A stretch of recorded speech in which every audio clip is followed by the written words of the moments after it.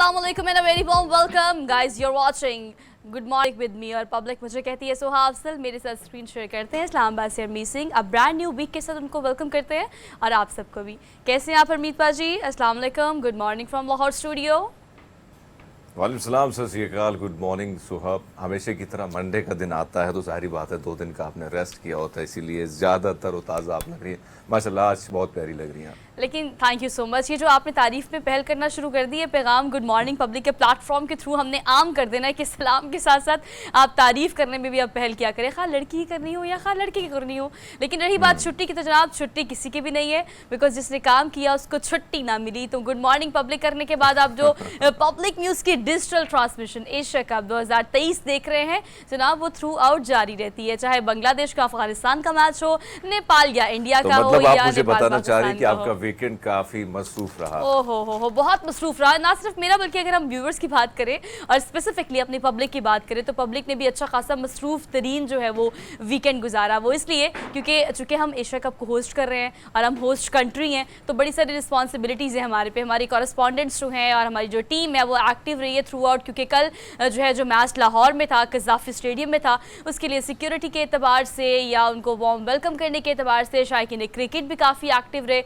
और जो एक्टिव थे कज़ाफ़ी स्टेडियम में, ऑल्दो वो तो एक्टिव थे हरमीत पाजी, लेकिन जो वहाँ नहीं गए उन्होंने स्क्रीन के साथ जुड़े रहकर, यानी they are glued to the screen for 2 days like weekend का Saturday and Sunday. And if you are talking about आज, तो मेरे ख्याल से हमने तो प्रोग्राम में गुड मॉर्निंग पब्लिक का जो रन डाउन होता है 2 घंटे का, उसमें हमने बहुत सारी चीज़ें डिस्कस करनी होती है, लेकिन आप कहीं भी जाएंगे कहीं भी बैठेंगे तो एक ही बात डिस्कस की जा रही होगी और वो है एशिया कप 2023। और आज का मैच जिसे हम कहेंगे नेपाल और इंडिया का मैच, मेरे ख्याल से वो ग्रुप ए जिसमें नेपाल, इंडिया और पाकिस्तान आता है। तो पाकिस्तान ऑलरेडी नेपाल के साथ ये मैच जीत चुका है, अब इंडिया और नेपाल का होगा टाकरा और उसके बाद ही फैसला होगा कि सुपर 4 में कौन जाएगा।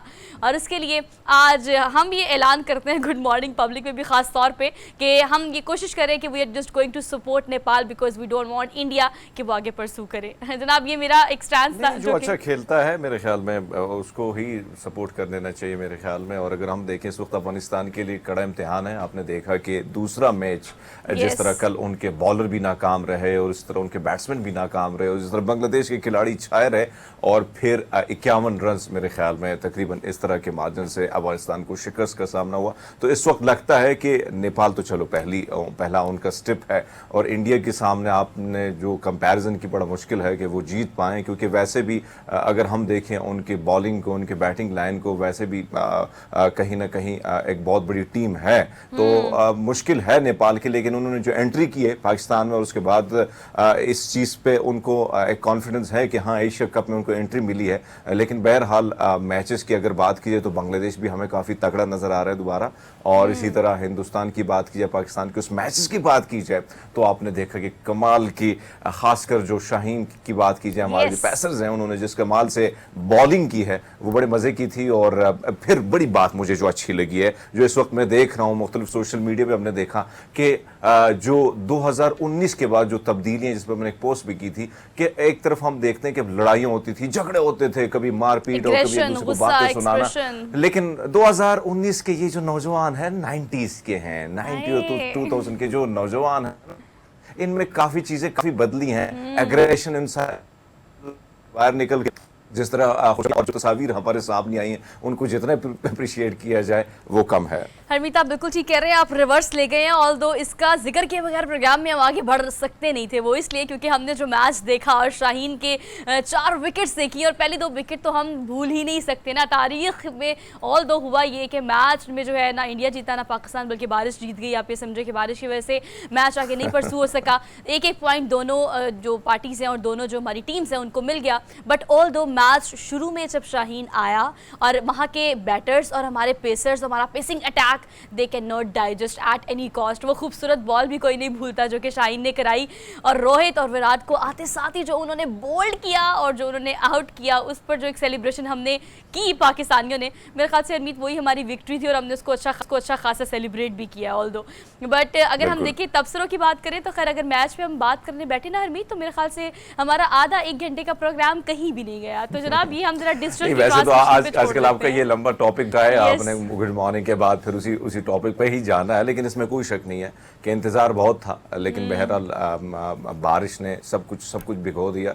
लेकिन अभी बहुत सारी चीज़ों के हवाले से खबरें ये है कि क्रिकेट जो है, दीगर मैचेस जो हैं उसको एक और शहर शिफ्ट करने की कोशिश Yes, की जा रही है, yes, क्योंकि yes. बारिश के जो इम्कानात है वो मजीद बढ़ने वाले हैं, जिसकी वजह से क्योंकि नहीं चाहते कि मैचेस जो हैं वो, हालांकि इस मैच की अगर बात की जाए तो पाकिस्तान और हिंदुस्तान का 23 साल बाद, अगर ये मैच में कहूँ तो 23 साल बाद ये नज़र हुआ है बारिश का। सो मेरे ख्याल में कोशिश की जा रही है कि बारिश की वजह से दूसरे शहर इसको मुंतकिल किए जाए। और जनाब ऑब्वियसली अब बाकी की डिस्कशन जो है वो हम गुड मॉर्निंग पब्लिक के बाद होने वाली है 2023 की ट्रांसमिशन जो कि डिजिटल पब्लिक पे आप देखते हैं उसके लिए छोड़ देते हैं। अभी चलते हैं अपने रनडाउन की तरफ से। गुड मॉर्निंग पब्लिक आज का रनडाउन, जिसमें 2 घंटे में हम आपसे क्या क्या शेयर करेंगे, क्विकली मैं आपको जरा उसका एक पूरा रिव्यू दे देती हूँ। हम प्रोग्राम में आगे बढ़ेंगे, हमने आपसे एडिटोरियल डिस्कस करना है, उसके बाद हम डेली डोज को अपने प्रोग्राम का हिस्सा बनाएंगे और प्रोग्राम में जब आगे बढ़ेंगे तो सियासत की बात करना बहुत ज़्यादा ज़रूरी है। सदर पाकिस्तान और इलेक्शन कमीशन में ये जो इलेक्शन की डेट अनाउंस करने का तनाज़ा है वो मज़ीद शिद्दत इख्तियार करता चला जा रहा है और अब देखना ये है कि सारी सूरत हाल में कहाँ से क्या पहली अनाउंसमेंट आती है और सुप्रीम कोर्ट का क्या अहम किरदार अदा होगा या वो क्या किरदार अदा कर सकती है। इस हवाले से हमने आज के प्रोग्राम में अपने पॉलिटिकल सेगमेंट में डिटेल में बात करनी है। आगे बढ़ेंगे, आपको कुछ हमने प्रिकॉशंस बतानी है, खासतौर पर टेक्निकलिटीज़ को कीप इन माइंड रख के कि अगर मोबाइल डाटा या आपका जो पर्सनल डाटा है अगर आपके मोबाइल से चोरी हो रहा है तो आपको लगता है कि वो हैकर्स हैं जो एक्टिव हैं या आपका जो इस तरह की कौन सी चीज़ें हैं जिसको आपको अपने मोबाइल में या तो डाउनलोड करना चाहिए अपने डाटा को सेव करने के लिए, वो तमाम चीज़ें, चूँकि आजकल टेक्नोलॉजी का ज़माना है तो सिर्फ कमी है तो अवेयरनेस की, कि अगर ये अवेयरनेस जनरेट की जाए कि हरमीत आपने अपने पर्सनल डाटा की प्रोटेक्शन कैसे करनी है तो शायद आपका कीमती डाटा जो है वो बच सके। तो आज के प्रोग्राम का ये सेगमेंट जिसमें डार्क वेब जो है उसको किस तरह से लोग ड्राइव करते हैं और आप उससे किस तरह से बच सकते हैं, ये आज हमारे टॉप स्टोरीज़ का हिस्सा होगा। प्रोग्राम में आगे बढ़ेंगे, ख़वातीन के लिए एक ज़बरदस्त टॉपिक है। ऑब्वियसली हरमीत शुरू से ही ये मसला ख़वातीन के साथ बहुत ज़्यादा रहा है, अब तो मर्द हजरात में भी हम कॉमन देखते हैं। कील महासों का ये जो मसला है उसे हमेशा कहा जाता है कि हमने देसी टोटकों से भी एड्रेस किया है और चूँकि अब मार्केट में एक से बढ़कर एक ट्रीटमेंट्स भी आ गए हैं, हम उससे भी एड्रेस करते हैं, लेकिन फिर भी वक्त रहते किस तरह से इसको डायग्नोस करके इसका इलाज मुआवजा किया जा सकता है प्रॉपरली, अगर आप घर करना चाहते हैं तब भी और अगर आप बाहर डॉक्टर से कंसल्ट करना चाहते हैं तो इसके लिए एक डिटेल सेगमेंट है, don't miss it out at any cost. आगे बढ़ेंगे और लास्टली हमने जी मौसम बदल रहा है तो मौसम बदलने के साथ जो आने वाला नया फ्रूट होता है उस पर एक रिपोर्ट भी हम बना के लेके आते हैं। मीठे, वैसे तो लोगों को मीठा होना चाहिए लेकिन मीठे जो लोग नहीं होते उसकी जगह जो मीठे होते खट्टा हैं, मीठा हो तो फिर और मज़ा आ जाता है। वैसे हाँ, बात आपकी दुरुस्त है कि मीठा मार्केट में एंट्री मार चुका है, क्योंकि इसके बाद फिर क्यों पहली एंट्री मीठा की होती है और उसके बाद कीनू, फ्रूटर वगैरह जो है फिर मार दिया वो जाता है। उनका आना शुरू हो जाता है। बिल्कुल ठीक। तो जनाब इसको हम अपने प्रोग्राम में शामिल करेंगे और एक ज़बरदस्त रिपोर्ट है जो कि आपसे हम टॉप स्टोरीज़ में शेयर करेंगे। सो जनाब हमने बात करनी है अब डेली डोज की। सो डेली डोज आज का जो है उसको हम शामिल करेंगे अपने प्रोग्राम में, लेकिन हमने एक क्विक सी ब्रेक लेनी है। ब्रेक लेते हैं क्विक सी और उसके बाद डेली डोज का प्रोग्राम का हिस्सा बनाएंगे। Keep watching good morning public.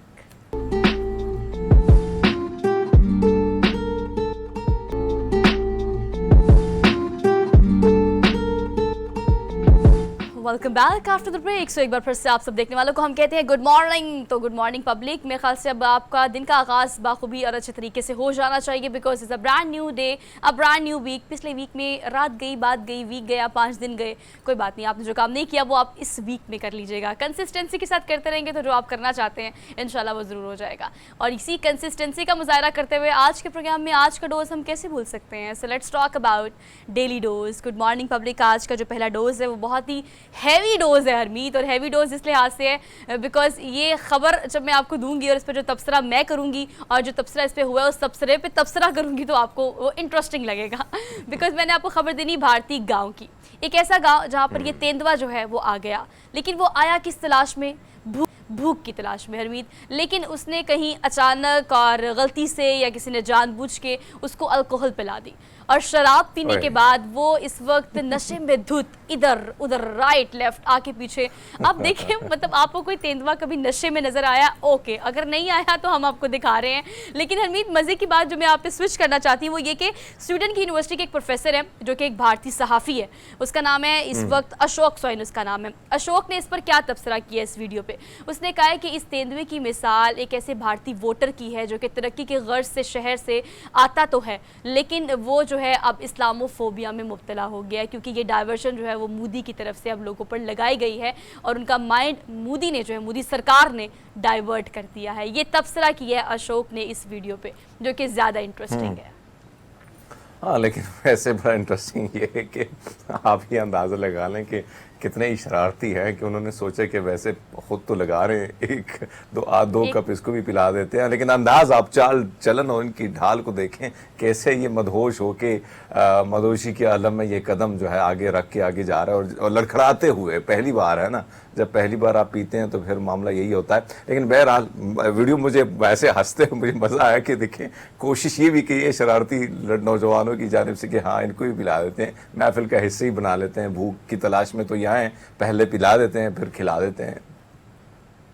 लेकिन हरमीत, आपको पता है अल्कोहल तो चले इस तेंदुए ने पी ली और ये नशे में धुत राइट लेफ्ट हो रहा है, लेकिन अशोक ने जिस पे तबसरा किया ना, मेरे ख्याल से वो एक ऐसी क्रिटिकल बात है जिसको वहाँ की भारतीय बाशिंदे ने इतने अच्छे से एलेबोरेट करने की कोशिश की है कि ये जो तेंदुआ है ना, इसकी मिसाल भारतीय वोटर की है जिसने मोदी को वोट किया अपनी तरक्की के लिए, लेकिन मोदी सरकार ने और जो पूरी वहाँ पर अभी आप देखते हैं काबीना है, उन्होंने इस्लामोफोबिया का एक ऐसा छोड़ा है नशा तमाम अवाम में कि अवाम उसके नशे में धुत है, लेकिन अवाम को इस बात का अंदाजा नहीं दुरुस्त है सोहा। मोदी सरकार को तो अगर इसमें ये जो तबसरा है ये बड़ा मजे का भी है। आप ये अंदाजा लगा सकते हैं कि वहां पे अब आप देखें कि जैसा इलेक्शन करीब है तो गदर 2 के नाम की एक फिल्म जिसमें सनी देओल फिर पंप उखाड़ते हुए पाकिस्तान की दहलीज पर पहुंचते हैं, तो इस किस्म की फिल्मों की भरमार है। और जिस तरह सोशल मीडिया में मैंने देखा उस फिल्म को प्रमोट करने की कोशिश की गई खासकर बजरंग दल और RSS के लोगों की जानिब से, तो इसमें कोई शक नहीं है कि अब ये चीज़ें इस्तेमाल की जाए तो खासकर इस्लामोफोबिया के हवाले से जिस किस्म से हम देख रहे हैं वहाँ पे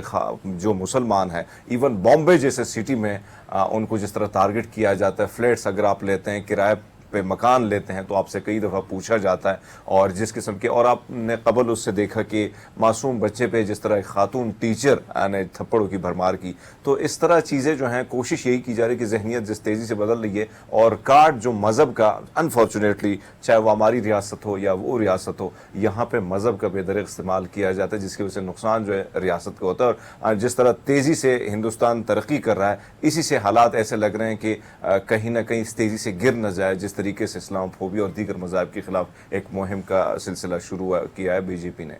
बिल्कुल ठीक कह रहे हैं अमीत, इस्लाम को या मज़हब को अपने मुफाद के लिए इस्तेमाल करना कतई तौर पर किसी भी कौम के लिए किसी भी सूरत में फ़ायदेमंद नहीं हो सकता। लेटर और सूरत इसके साइड इफ़ेक्ट जो है वो हमें नज़र आते हैं और वो नज़र आना शुरू भी हो जाते हैं। अच्छा जी, प्रोग्राम में आगे बढ़ते हैं। अगली खबर हमने आपको देनी है, बड़ी इंटरेस्टिंग खबर है, चूँकि जिस तरह से अब बिजली के बिलों में और नर्ख जो है उसमें इजाफा हो रहा है, इस तरह की खबरें वैसे ही आपको एंटरटेन भी करती हैं और आपको कोई उम्मीद भी दिला देती हैं। खैर, ऐसा अनोखा पेंट बनाया है कैलिफोर्निया की निजी यूनिवर्सिटी के कुछ तलबा और तालिबात ने मिल के, जो कि आपके बिजली के बिल को कम कर सकता है। आप कैसे कर सकते हैं मैं आपको ये भी बता देती हूँ। आपके सूरज से निकलने वाली ultra violet ultra infrared rays जो होती हैं वो बेसिकली आपको पता है वही आपके घर को गर्म कर देती हैं और हीटअप कर देती हैं। तो ये जो आपकी अगर हम देखें अल्ट्रा वायलेट रेज तो हमें कहा जाता है ख़वातीन को खासतौर पर कि उनसे बचना चाहिए और आपको सन ब्लॉक इस्तेमाल करना चाहिए, लेकिन चले ख़वातीन के लिए तो सन ब्लॉक है, अब घरों के लिए हम क्या लेके आए। तो ये जो इंफ्रारेड रेज हैं जो कि सूरज से निकलती हैं, अब आपको पता है ये जो पेंट बनाया गया है ये 80% ज़्यादा रिफ्लेक्ट कर सकता है उन रेस को, जिसकी वजह से आपका घर जो है वो ठंडा रहेगा। और जनाब ये जो पेंट है मेरे ख्याल से हरमीत अब आहिस्ता आहिस्ता ग्रेजुअली हम देख रहे हैं जैसे जैसे तरक्की हो रही है, लोग इस तरह की चीज़ें इन्वेंट करने की कोशिश कर रहे हैं जो कि आपके एक्सपेंडिचर्स को जो है वो कम करता है। और इस तरह के अगर आप इस्तेमाल करेंगे, आपकी बात दुरुस्त है कि इस तरह की चीज़ें, एक तो मैंने देखा है कि इस किस्म के शीशे भी मार्केट में आ गए हैं कि आपको बिल्कुल रिलैक्स होने की, यानी बिजली कम से कम उसकी इस्तेमाल, उसकी वजह यही है कि जिस तरह हम देख रहे हैं कि सूरज की ये वो शुआएं जो गर्म है और वो नुकसान पहुंचाती हैं, कहीं ना कहीं फिर हमें एसी लगाना पड़ता है, हमें 2-3 ज़्यादा पंखे लगाने पड़ते हैं, तो उससे कहीं ना कहीं उसमें कमी भी आ रही है। और दूसरी बात आपने दोस्त फरमाया कि जब इस किस्म के फार्मूले अप्लाई किए जाते हैं तो जो उम्मीद है, यानी थर्ड वर्ल्ड कंट्री में जो उम्मीद है वो फिर उसी तरह बरकरार भी रहती है। एक जो सिलसिला है, जिस तरह हम अपने मुल्क में बिजली का बहरान देख रहे हैं, बिजली के बिल्स देख रहे हैं, तो अगर इस किस्म की चीज़ें आती हैं, वाकई में अब मैं देख रहा हूँ कि बहुत सारे लोग कोशिश करते हैं कि जिनके घर में 4-4 रूम्स में एसी लगे हुआ करते थे, अब उसकी भी बचत करने की कोशिश की जा रही। जहाँ पे फैन ज़्यादा लगे होते थे, अब बिल्कुल चौकन्ना होकर आपने जाना होता है और लाइट को ऑफ करना होता है। तो ये सिलसिला जो है वो चल तो पड़ा है, लेकिन इस किस्म की चीज़ें जब आती हैं, नए दरियाफ्त जब होती हैं तो हमारे जैसे ममालिक में रहने वाले लोग जो हैं वो पुरुमीद रहते हैं। अच्छा हरमीत, पंखे तो चले ठीक है, एसी चले ठीक है, हीटर चले ठीक है, लेकिन आपको पता है आप बिल्कुल ठीक कह रही हैं, जो लाइट्स का मामला है ना, अब तो इसमें भी लगता है कि पता नहीं ये कितने यूनिट खा जाएगा हमारा। तो जो लाइट बंद करने की ना हमारी आदत थी ना, अभी तो हम निकलते साथ ही कमरे में ना पहला हाथ हमारा स्विच पे जाता है कि भाई लाइट ऑफ कर दें, पंखा बंद कर दें, या एसी का तो अब मेरे ख्याल से अब वैसे भी चले मौसम चेंज हो रहा है, लेकिन ये जिस पेंट की मैं आपसे बात कर रही हूँ ये इनसाइड आउटसाइड दोनों तरह से इस्तेमाल किया जा सकता है। मतलब आपकी इंफ्रारेड और आपकी जो रेज सूरज आपको ऑब्वियसली आपको गर्म कर देता है घर को, आपकी छत को, उन दोनों रेस को तो चले ये बचाते बचाते, लेकिन इस पेंट को आप इनसाइड भी यूज़ कर सकते हैं। अगर आप इनसाइड यूज़ करेंगे तो आपकी हीट जो है वो भी बरकरार रहेगी, आउटसाइड यूज़ करेंगे तो आपकी रेस जो है उससे आपका घर और आपकी जान जो है वो ऑब्वियसली महफूज रहेगी। ऑब्वियसली गर्मी से बहुत बुरे हाल हुए हुए लोगों के, लेकिन अब फाइनली इस्लामाबाद का मौसम तो हरमीत आपने अच्छा कर दिया, लाहौर का मौसम भी बहुत ज़्यादा कदरे बेहतर नहीं है, लेकिन ग्रेजुअली अच्छा हो रहा है। हम प्रोग्राम में आगे बढ़ते हैं। अगली खबर हमने आपको ट्रेन से देनी है। ट्रेन से ऐसी खबरें और ऐसी वीडियोज़ अक्सर वायरल होती रहती हैं, और ज़्यादातर जो वायरल होती हैं वो इंडिया से होती हैं, बिकॉज आपको पता है अरमीत वहाँ पर बड़ी तादाद में, बल्कि आप यूँ कहें कि मेरे ख्याल से जितने एक बड़े मेन स्ट्रीम एरियाज़ और मेन स्ट्रीम जो सिटीज़ हैं वहाँ पर आधी से ज़्यादा आवाम जो है वो ट्रेन में ही ट्रैवल करती है। अब ये ट्रेन की सीट को लेकर ये मामला हुआ जिसमें लड़ाई हो गई, और लड़ाई ऐसी हुई कि बीच बचाव करने के लिए एक बंदा अंदर तो आया, फिर आखिरकार वो कामयाब हो गया, लेकिन उसके कामयाब होने से पहले जो घूंसों और मुक्कों की बरसात हुई है, खैर वो भी देखने वाली है। और ये कोई पहली वीडियो नहीं है अरमीत, आपको पता है ख़वातीन की भी खासतौर पर बाजू का जब वीडियोज़ आती हैं ट्रेन में लड़ाई के सामने, तो वो भी बड़ी दिलचस्प होती है, उसमें आप कभी सोहब लाहौर की थोड़ी सी चीज़ें काफ़ी मुनफरिद हैं और काफ़ी मुख्तलिफ हैं, लेकिन कराची में जाते जाते सुबह जब हम यूनिवर्सिटी की तरफ जाया करते थे तो इस किस्म की लड़ाइयाँ ख़वातीन, क्योंकि वो फ्रंट पे हुआ करती थी और बैक पे ज़्यादातर जो है काम करने वाले, जॉब करने वाले या यूनिवर्सिटी में जाने वाले नौजवानों की होती थी। ये लड़ाइयाँ हर सुबह हम देखा करते थे, और आपने दुरुस्त फरमाया कि सुबह जब आप निकलते हैं, खासकर हिंदुस्तान की आबादी बहुत ज़्यादा है, फिर आप ट्रेन स्टेशन को अगर आप देखें, क्योंकि सस्ती टिकट होती है और ट्रेन का जो जाल है वो ज़्यादा बिछाया गया भारत में, हमारे यहाँ तो कम हो गया है, लेकिन वहाँ पे इस किस्म की रोज़ बरोज़ ये लड़ाइयाँ जो है, मुख्तलिफ वीडियोज़ हम वायरल देखते हैं, खासकर चाहे वो ख़वातीन की हो या नौजवानों की या बुज़ुर्गों की, तो ऐसा सिलसिला जो है चलता रहता है। ख़ासकर यहाँ के कराची की बस की मैं बात करूँ, कराची की दोस्त बुरा ना माने, लेकिन ये रियलिटी है। और इसी तरह मैं अगर हिंदुस्तान की बात करूँ तो वहाँ पर इस किस्म की चीज़ें हमें ज़्यादा नज़र आती हैं। खैर ये वीडियो है, और ये वीडियो में आखिरकार जो हीरो करार पाया वो ये आदमी जो बीच में आया और बीच बचाव कराया और करा के दोनों की लड़ाई ख़त्म कराई। तो जनाब ये हीरो ऑफ द डे है, इसलिए हमने आपको ये खबर बेसिकली वीडियो की सूरत में दिखाई है। प्रोग्राम में आगे बढ़ते हैं, अगली खबर आपको बताते हैं। अगली खबर में हीरो बल्कि हीरोइन अगर आप कहें तो ये बिल्ली है। अच्छा, अब बिल्ली कुत्ते के साथ क्या ऐसा कर सकती है? मेरा सवाल मेरे व्यूअर्स से और मेरी पब्लिक से ये है, क्या ऐसा हो सकता है? यस, ऐसा हो सकता है, बिकॉज जहाँ पर हम टेक्नोलॉजी की बात करते हैं, ज़माना चेंज होने की बात करते हैं, नई नई ईजादात की बात करते हैं जनाब, आप जानवर उनकी साइकी और उनकी जो रिवायती आप देखते हैं ना कि नॉर्मली आप रिवायती तौर पर हम यही कहते हैं कि अच्छा बिल्ली डरती है नॉर्मली कुत्ते से, लेकिन जनाब अब ये वो रिवायती बातें और रिवायती मुहावरे अब इम्प्लीमेंट नहीं होते। बिकॉज आप अगर ये वीडियो देखें तो किस तरह से बिल्ली ने हमला किया है और गर्दन से दबोच लिया कुत्ते को, और उसको पता ही नहीं चला कि उसने क्या रिएक्ट करना है। मतलब उसको समझ नहीं आया कि मेरे पे हमला अच्छा बिल्ली ने किया है, तो वो अब बिल्ली के हमले के बाद उसको वो नहीं समझ आया कि उसने क्या रिएक्ट करना है, बिकॉज वो डाइजेस्ट ही नहीं कर सका इस चीज़ को कि भाई अच्छा मुझ पे बिल्ली हमला कर रही है। वो भी घुमा के उसको ज़मीन पे मारा है हरमीत, इतनी ज़ोर से कि उसको रिएक्ट करने का भी मौका बात आपकी दुरुस्त है। जिस तेज़ी से हम पूरी दुनिया में बदलाव देख रहे हैं, और कभी ताकतवर हल्के जो ताकतवर लोग हुआ कर, ताकतवर ममालिक की मैं बात करूँ, तो आहिस्ता आहिस्ता वो कमज़ोर होते गए, कमज़ोर होने वाले जो ताकतवर होते गए, तो एक पैगाम है, एक मैसेज है। और यहाँ पे अगर आप देखें तो वाकई में हमारे सामने बहुत सारे ऐसी वीडियो आई, क्योंकि शेर जिसे कहा जाता है कि जंगल का बादशाह है भैया, से पंगा नहीं लेने का, लेकिन फिर भी हम देखते हैं कि कुत्ता जो है उसको कहीं एक कुत्ता आता है तो जैसे शेर उसको देख के भाग जाते हैं, इस किस्म की वीडियो भी वायरल होती है। लेकिन आपने तो फरमाया कि एक बिल्ली जिसके बारे में कहा जाता है कि भैया बहुत घबरा जाती है, डर के मारे सहम जाती है, लेकिन आप ये देखा कि कमाल का दाव लगाया है, और ऐसा दाव लगाया कि भैया कुत्ते की वाट लग गई है। अच्छा, और ऐसी गर्दन से पकड़ा, दबोचा, देख घुमा के जमीन पे मारा। और आपने जो रिलेट किया अरमीत पाजी वो भी बहुत अच्छा है कि कमजोर नहीं समझना चाहिए अपने मुखालिफ को। जो आपके सामने खड़ा होता है ना, वो किसी भी वक्त वो कोई भी ऐसा पैंतरा चला सकता है कि वो आपको ढेर कर सकता है घुमा के ज़मीन पे। तो जनाब अपने मुखालिफ खड़े लोगों को कभी कमज़ोर मत समझेंगे, आपकी सबसे बड़ी कमज़ोरी होती है अगर आप ये समझते हैं तो। अच्छा जनाब आगे बढ़ते हैं, अगली खबर हमने आपको देनी है, बड़ी अच्छी खबर है। अच्छा इनिशिएटिव भी है और ये खुशाइंद खबर है, यकीनन इसको मैं यही कहूँगी।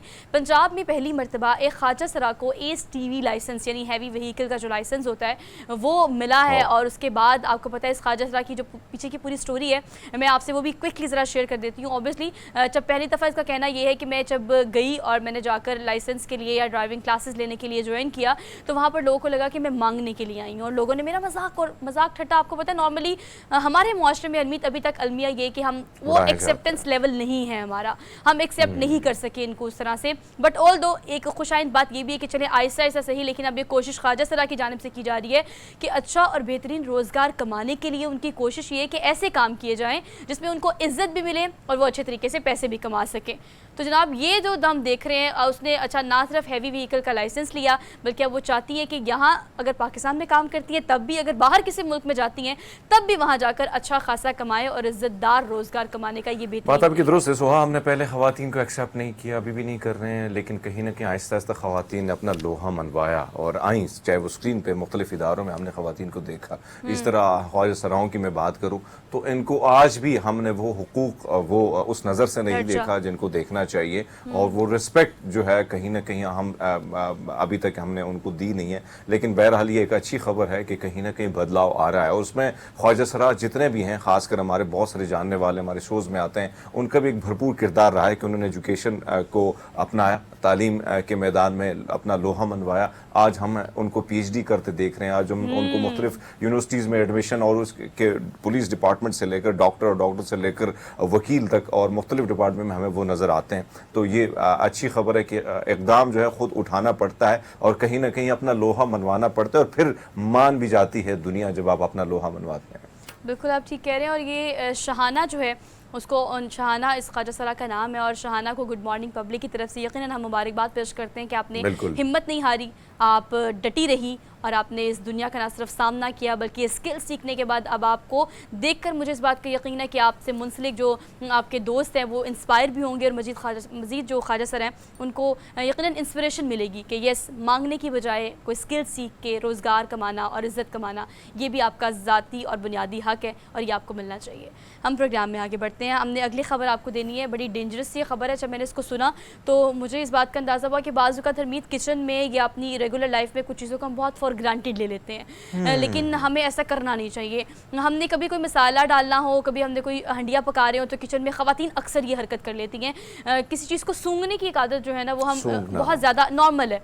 अब ये खातून है, सिर्फ 25 साल इसकी उम्र है और काली मिर्चों को इसने सूंघने की कोशिश की या मेरे ख्याल से अचानक से हो गया, आई डोंट नो, लेकिन उसने सूंघा काली मिर्चों को और वो काली मिर्चें डायरेक्टली जो हैं वो नाक के ज़रिए इसके दिमाग में चली गई और सेरेब्रल एडमेरा जिससे एक बीमारी है जिससे आपके दिमाग में सोजिश हो जाती है, वो फौरी तौर पर बीमारी जो है वो इनको हो गई। पहले ये कोमा में गई और 10 दिन उन्होंने कोमा में गुजारे और उसके बाद जो है वो इस सूजन की वजह से और इस दिमागी न्यूरो बीमारी की वजह से वो जान की बाजी हार गई और अब वो मतलब इस दुनिया में नहीं है। मतलब मुझे बहुत हैरान बात आपकी दुरुस्त है कि किचन में आपने देखा होगा और आपने तो फरमाया कि ख़वातीन कोशिश करती हैं, ख़ासकर मसालों के हवाले से काफ़ी जो है दो सूबों की अगर बात करूँ, पाकिस्तान के सिंध और पंजाब में बहुत ज़्यादा मसाले का इस्तेमाल भी ज़्यादा होता है। इस तरह बाहर दुनिया में बहुत सारे ऐसे ममालिक हैं जहाँ पर भी मसाले बड़े ज़्यादा इस्तेमाल किए जाते हैं, लेकिन बहुत सारी चीज़ों के बहुत सारे साइड इफ़ेक्ट हैं जो आपने देखा कि एक नौजवान जो बड़ी खूबसूरत भी है, नौजवान भी है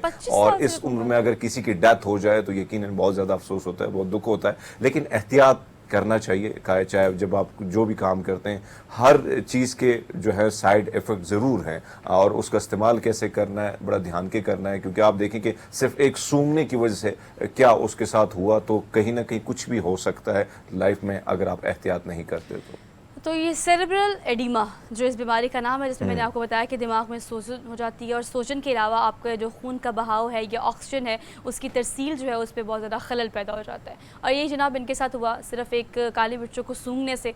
तो एक public service message good morning public की तरफ से आपको ये कि किचन में खासतौर पर ख़वातीन जो है वो इन चीज़ों से ज़रूर एहतियात करें। We are done with our daily dose for today. Quick सी ब्रेक लेनी है, ब्रेक के बाद वापस आएंगे, लेकिन आपने हमारे साथ रहना है।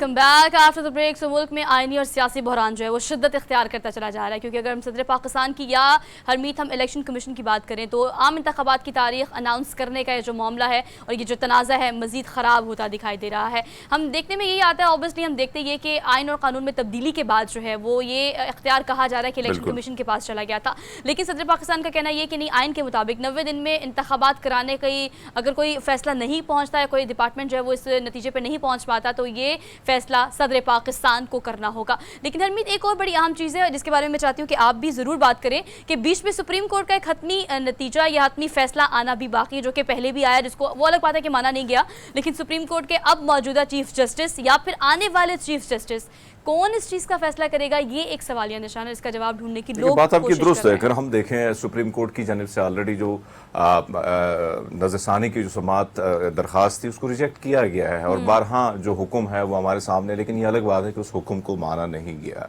अब अगर देखा जाए इलेक्शन के हवाले से हम देख रहे हैं कि जिस तरह खबरें आ रही हैं और जो अंदर से खबरें आ रही हैं वो उससे अंदाज़ा हो रहा है कि जो इलेक्शन यानी कैरेक्टर सेटअप जो है ये लॉन्ग टर्म तक जा सकता है। और फिर आपने देखा कि जुमरात के रोज़ प्रेसिडेंसी में कुछ मुलाकातें, ख़ास लोगों की मुलाकातें भी हुई और उस मुलाकात के हवाले से भी मुख्तलिफ चीज़ें गर्दिश कर रही हैं सोशल मीडिया पे। लेकिन यहाँ पे एक चीज़ जो इस सरप्राइज़ का सबको इंतज़ार कि किसी न किसी तरीके से, क्योंकि मुलाकात का मकसद भी यही था कि कोई ना कोई सरप्राइज़ आ सकता है प्रेसिडेंट की जानिब से। और कहा यह जा रहा है, जिस तरह हमने देखा कि प्रेसिडेंट साहब ने ख़त लिखा इलेक्शन कमीशन को और उनसे मुलाकात की दरख्वास्त यानी मुलाकात के लिए कहा, लेकिन इलेक्शन कमीशन की जानिब से अगर हमने देखा तो अमरीकी वहाँ के जो सफ़ीर हैं उनसे तो मुलाकात हुई, लेकिन सदर से उन्होंने मुलाकात करने से इनकार कर दिया और ख़त का जवाब ख़त से ही दिया, और जिसमें कहा गया कि नए कवानीन जो 2017 के 57 आर्टिकल जो है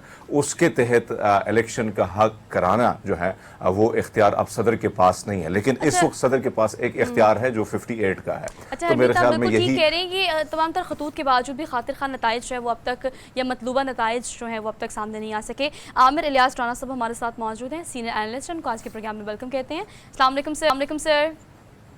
वालेकुम अस्सलाम sir, thank you so much for joining us for good morning public. Sir, कहिएगा ये जो सियासी बहरान है वो तो चले पहले भी था, लेकिन आइनी बहरान जो अब शिद्दत इख्तियार कर रहा है, एक तरफ है इलेक्शन कमीशन और एक तरफ है सदर पाकिस्तान।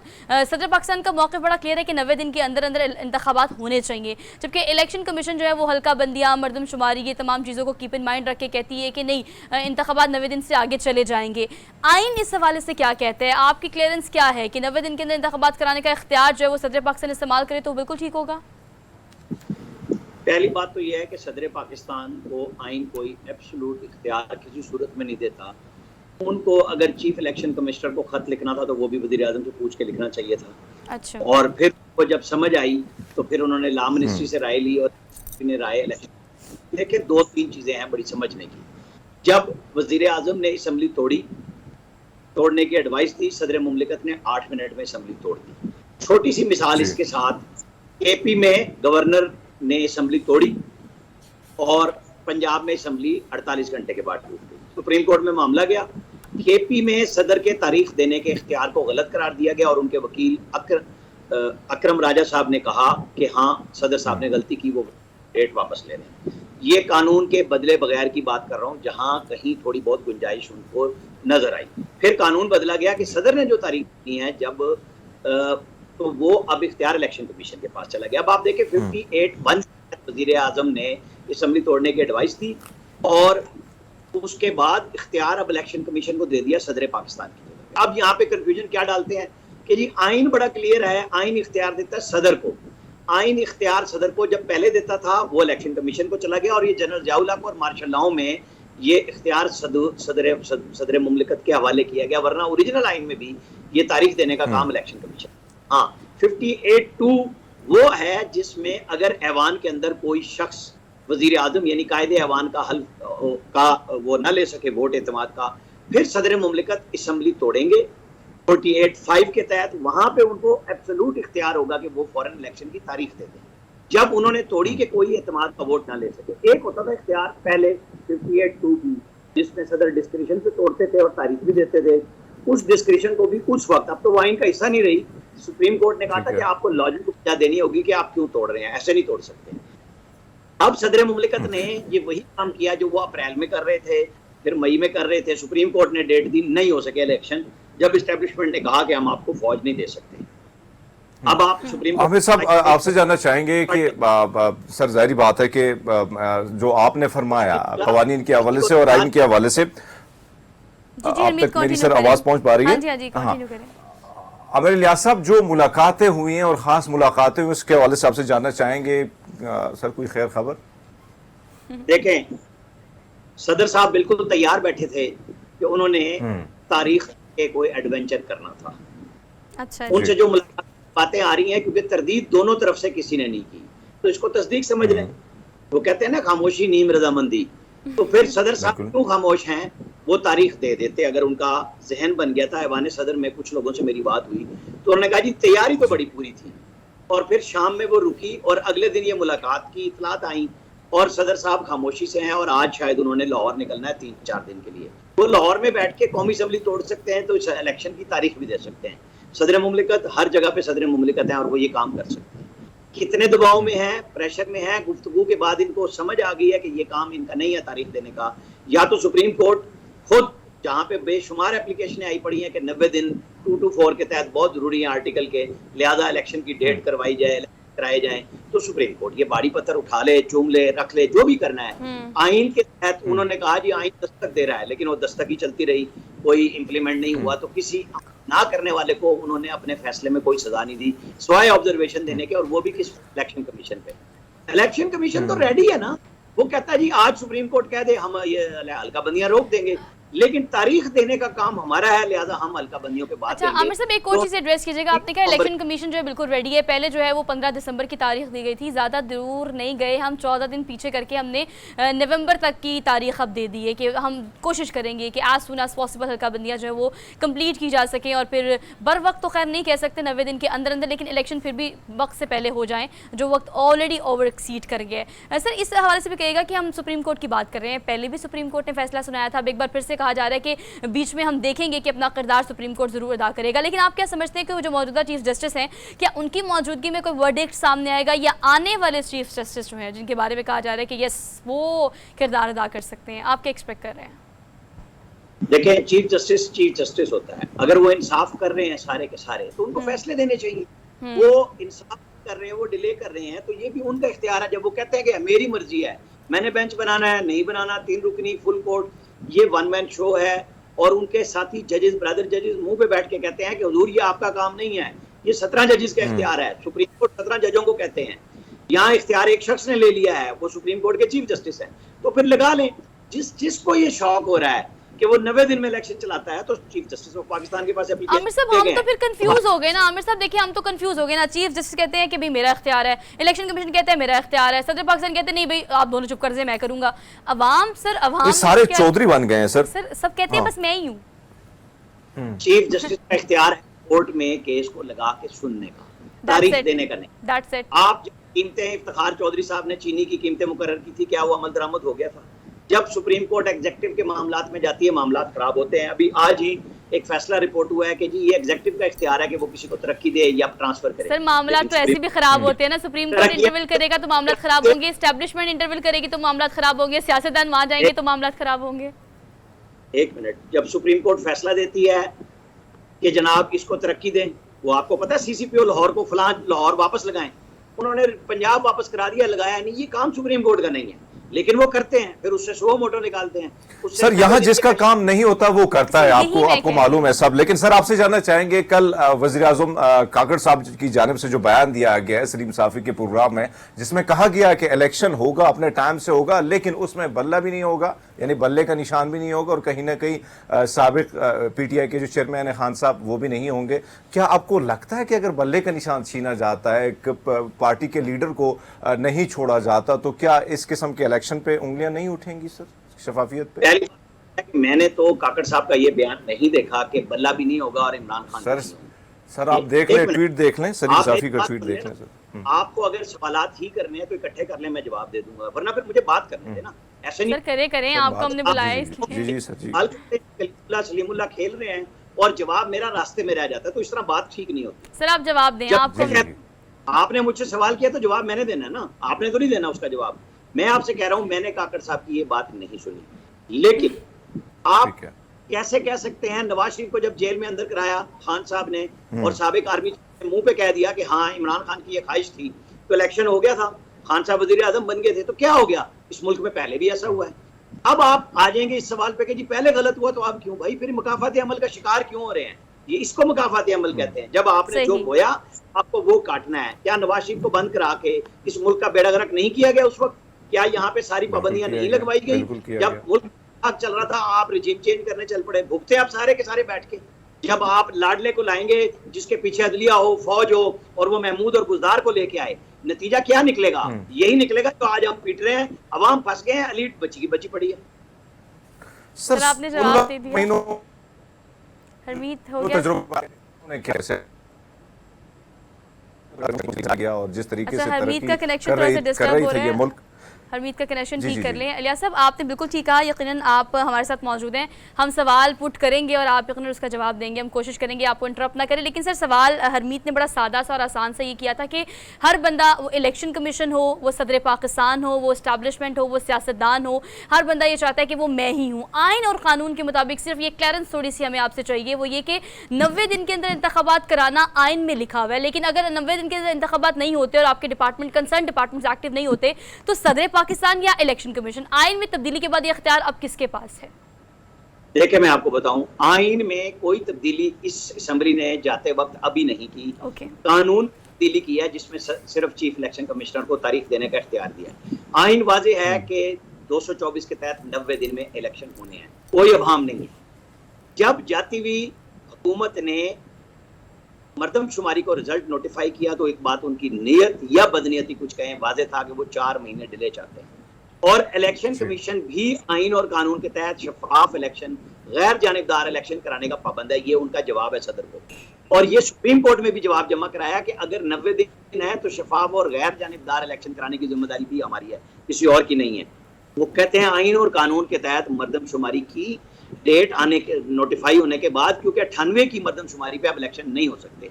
वो वन टाइम पिछली असेंबली ने, नवाज शरीफ वाली असेंबली ने एक दफा आईनी तरमीम करके इजाजत दी थी कि आप उस पर करा लें, नई जो आरजी 2017 वाली उसके ऊपर मर्दमशुमारी पे और नई मर्दमशुमारी होगी, जो इमरान खान की गवर्नमेंट ने 2019 में अप्रूव की कि ये होगी और डिजिटल होगी, जो कि हो चुकी। ये सारी चीजें हमने इकट्ठी कर ली।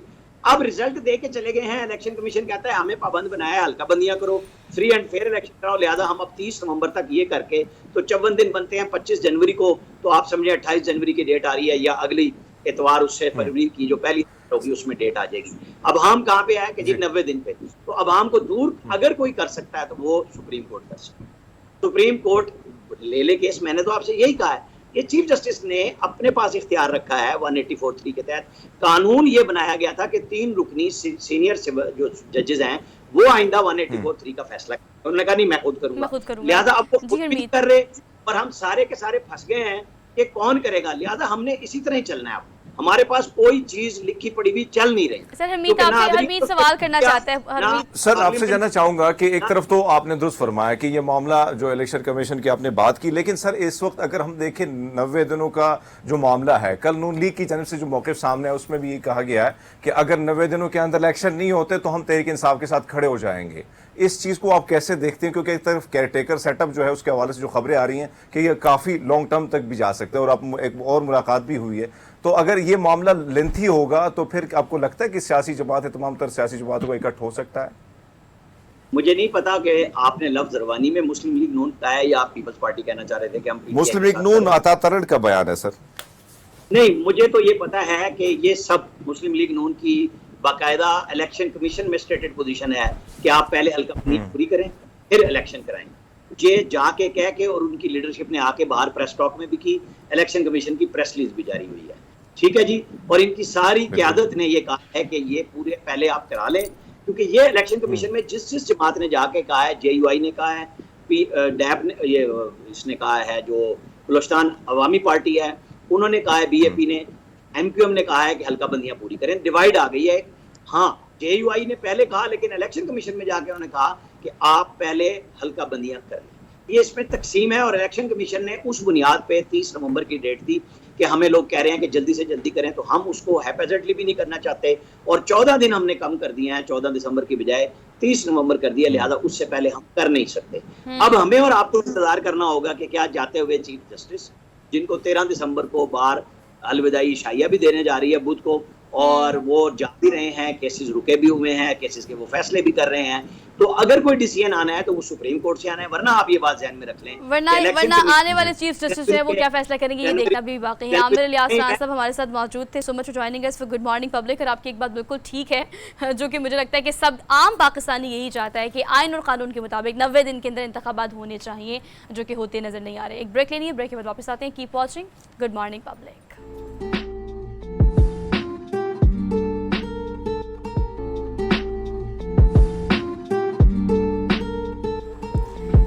We are in the second hour of the show. Welcome back करते हैं आपको। So guys, we are living in 21st century. ये era है टेक्नोलॉजी का and we have literally everything on a single click. आपने बाहर जाना है, गाड़ी मंगवानी है, क्लिक करें। आपने कोई चीज़ सर्च करनी है, क्लिक करें। आपने कोई ऑर्डर करना है, आप क्लिक करें। आपने कुछ भी करना है, इवन दो डॉक्टर की अपॉइंटमेंट भी अब एक क्लिक के थ्रू हो जाती है। लेकिन एक क्लिक जो है बाजुकात बड़ा स्मार्टली करना अब वक्त की अहम ज़रूरत बन गया है। AI का हम बहुत तस्करा करते हैं। आर्टिफिशियल इंटेलिजेंस हमारी ज़िंदगी में इस हद तक इंडल्ज हो चुकी है कि शायद हमें इस बात का अंदाज़ा इतना नहीं है, लेकिन अभी हो जाएगा आने वाले कुछ दिनों में। बिकॉज कुछ अर्सा पहले हम इस चीज़ के बारे में सिर्फ बात करते थे, अब हम इस चीज़ को देखना शुरू हो गए हैं। अब ये टेक्नोलॉजी जो है जहाँ हमें बहुत सारा फ़ायदा दे रही है, वहाँ कहीं ना कहीं ऐसी चीज़ें भी हो रही है जो कि हमें नुकसान पहुँचा रही हैं।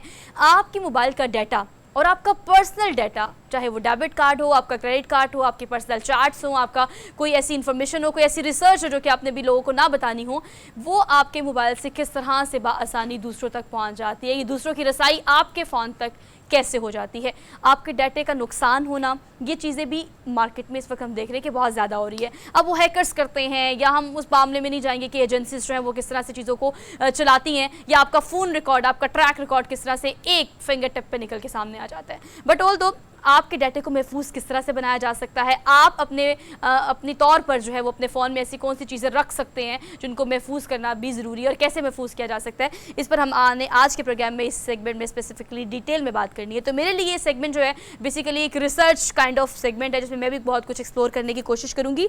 और ये सब कुछ एक्सप्लोर करने के लिए, आपके सारे सवालों के जवाब के लिए मुजम्मिल रशीद हमारे साथ स्टूडियोज़ में मौजूद हैं। ये यंगेस्ट पाकिस्तान के डाटा रिकवरी एक्सपर्ट हैं, और पाकिस्तान में चंद ही एक लैब्स हैं, उनमें से एक लैब को ये ऑन भी करते हैं, तो उनको आज के प्रोग्राम में हम वेलकम कहते हैं। अस्सलाम वालेकुम मुजम्मिल। वालेकुम अस्सलाम। कैसे हैं आप? अल्हम्दुलिल्लाह, आप कैसे हैं? मुजम्मिल अल्हम्दुलिल्लाह, thank you so much for being here, good to see you. और मैं डाटा रिकवरी एक्सपर्ट चूँकि आप हैं, तो मैं ज़्यादा बहुत लंबा चौड़ा सवाल नहीं करूँगी। सबसे पहले तो data recovery in what sense?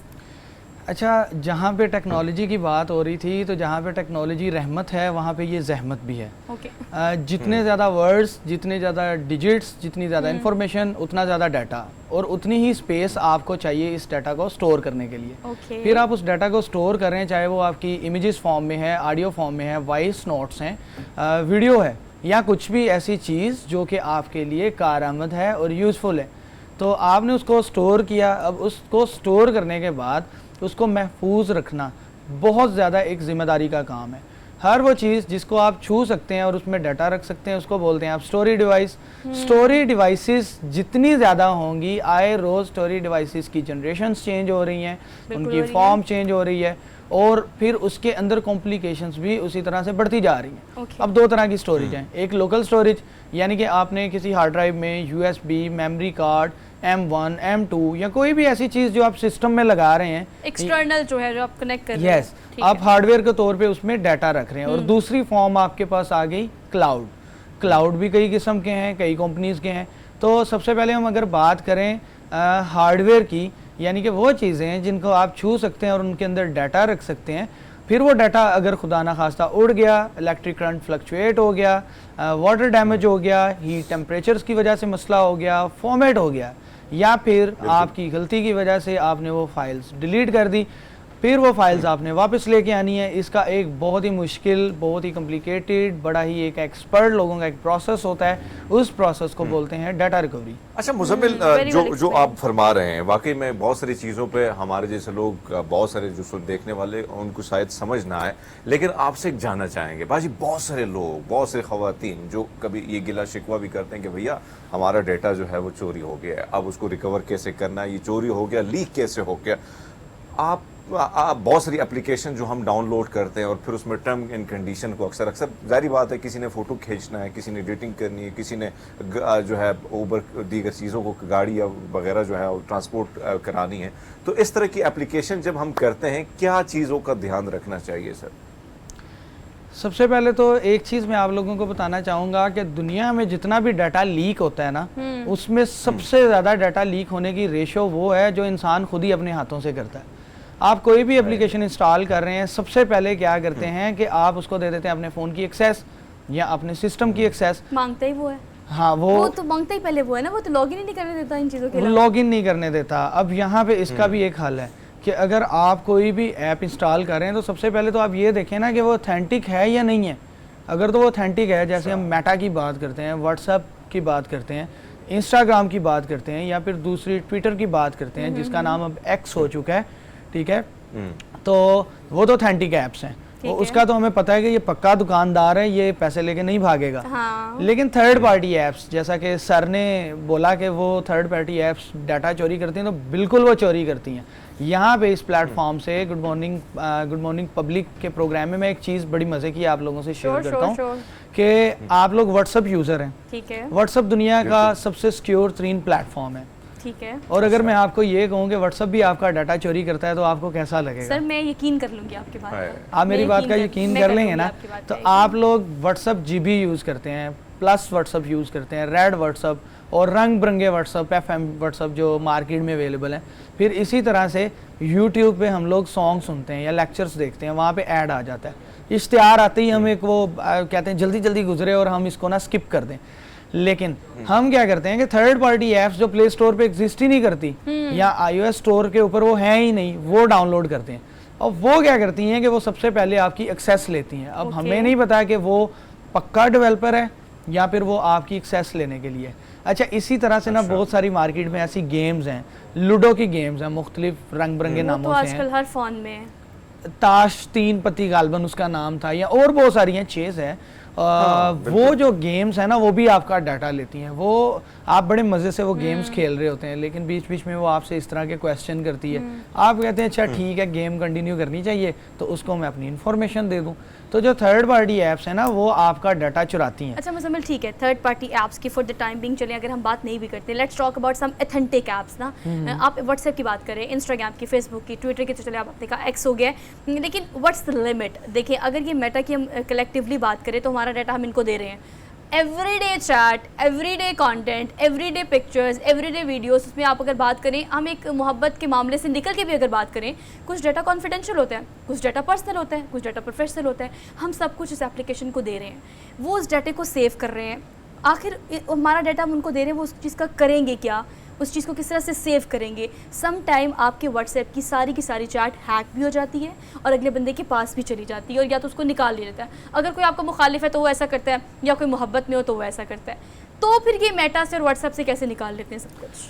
हम लोग किसी भी जगह पे जाते हैं, अभी मैं प्रोग्राम में आ रहा था तो गाड़ी से निकलते सबसे पहला काम मैंने क्या किया कि बाहर जो वैन खड़ी थी ना उसकी वीडियो बनाई। अब किसी इवेंट पे जा रहे हैं, कहीं भी जा रहे हैं, तस्वीरें बना रहे हैं, वीडियोस बना रहे हैं, फिर वो हम फेसबुक और प्लेटफॉर्म्स पे दे रहे हैं, वो फ्री ऑफ कॉस्ट आपको कस्टमर्स भी दे रहे हैं, आप वहाँ पे अपनी दुकानदारी भी लगा के बैठे हैं, इश्तिहार भी दे रहे हैं, सारा कुछ फ्री कर रहे हैं, गिव एंड टेक वाला मामला है। हाँ, लेकिन वो बदले में आपसे क्या ले रहे हैं, ये सोचने की बात है ना। वो ले रहे हैं जी आपकी फोन बुक एक्सेस, आपकी ट्रैकिंग, आपकी ट्रेसिंग, ठीक है, आपकी माइक एक्सेस, आपके कैमरा की एक्सेस। अब आपने ये देखा होगा कि जब भी आप फेसबुक के ऊपर आपकी आईडी के साथ कोई मसला बन जाता है ना, जिन लोगों का मसला बना है, तो वो पहले ये होता था कि आप अपने आईडी कार्ड की तस्वीर अपलोड करते थे। अब वो कहते हैं नहीं जनाब, रियल टाइम में आप अपना आईडी कार्ड या पासपोर्ट स्कैन करेंगे, ठीक है। तो अगर आपने उसमें कोई टेम्परिंग की है तो उनका जो AI बोट है उसको पता चल जाता है कि ये टेम्परिंग की हुई है।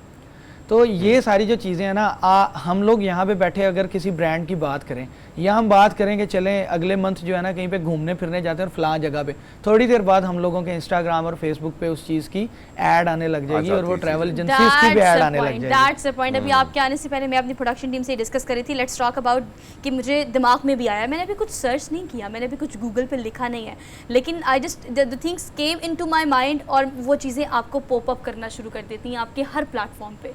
तो क्या ये हमें रीड कर रहे होते हैं, हमारा माइंड रीड कर रहे होते हैं, या ये भी कहा जाता है, इस चीज़ को भी ऐड कर लें कि हम जब बोल रहे हैं तो दे आर रिकॉर्डिंग, हम जब कैमरा यूज़ कर रहे हैं दे कैन सी अस।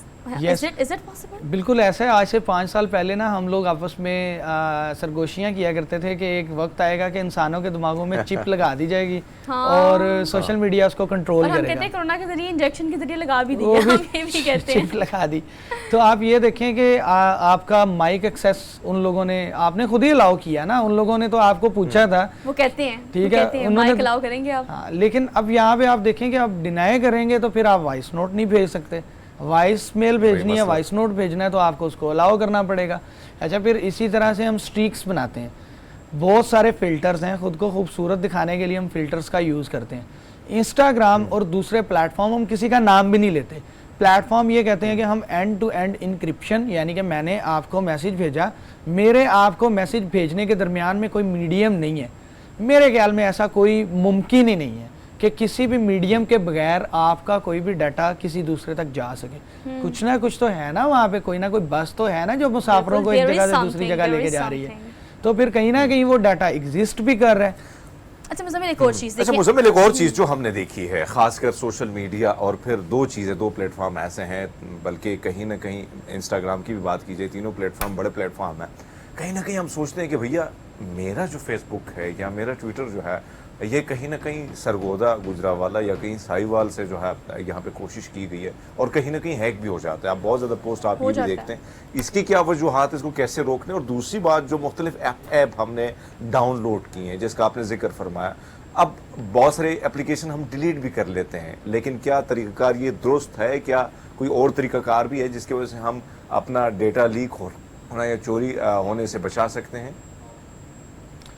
हाँ, आप सबसे पहले तो जो व्हाट्सअप इंस्टॉल करते हैं ना, तो व्हाट्सअप ने बहुत सारे ऐसे फीचर्स दिए हैं जिनके ज़रिए से आप मल्टीपल डिवाइसेस को आपस में मेन डिवाइस के साथ, पेरेंट डिवाइस के साथ कनेक्ट कर सकते हैं। तो आपके पास एक ऑप्शन होता है सेटिंग में जाके, 3 डॉट्स लगे होते हैं, वहाँ पे क्लिक करें तो नीचे कनेक्टिंग डिवाइसेस का ऑप्शन आ रहा होता है। वहाँ पे आप देखें कि कोई भी दूसरी डिवाइस जो आपने नहीं की लेकिन वहाँ पे एग्जिस्ट तो नहीं कर रही। फिर इसी तरह से व्हाट्सअप ने तो अपनी तरफ से एक फ़ीचर दिया था व्हाट्सअप वेब का, कि आप किसी भी डिवाइस को स्कैन करते थे और आपकी सारी चैट रियल टाइम में वहाँ पे शो हो रही होती थी।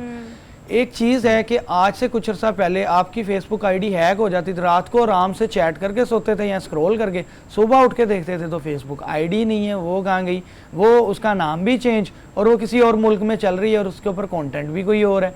तो अब हर प्लेटफॉर्म ने अपने आप को बचाने के लिए, इस दौड़ में जीतने के लिए बहुत सारी 2 फैक्टर ऑथेंटिकेशंस दे दी हैं। तो आपने क्या करना है, आपने ये करना है कि कम से कम आपने अपनी 2 चीज़ें, एक तो आपका सेल नंबर, वो तो आपके पास है ना, वो तो कोई आपसे मांगे बगैर उसको एक्सेस नहीं कर सकता, और दूसरी चीज़ आपकी ईमेल, इन दोनों के ऊपर आप उसको 2FA लगा दें, 2 फैक्टर ऑथेंटिकेशन लगा दें। फिर तीसरी चीज़ जो आपके पास आती है ना, बहुत सारी ऐसी ऑथेंटिक ऐप्स हैं जो एक कोड जनरेट करती हैं, जिनमें सबसे ज़बरदस्त जो मेरा गुड एक्सपीरियंस रहा है ना, वो माइक्रोसॉफ्ट ऑथेंटिकेटर के साथ रहा है।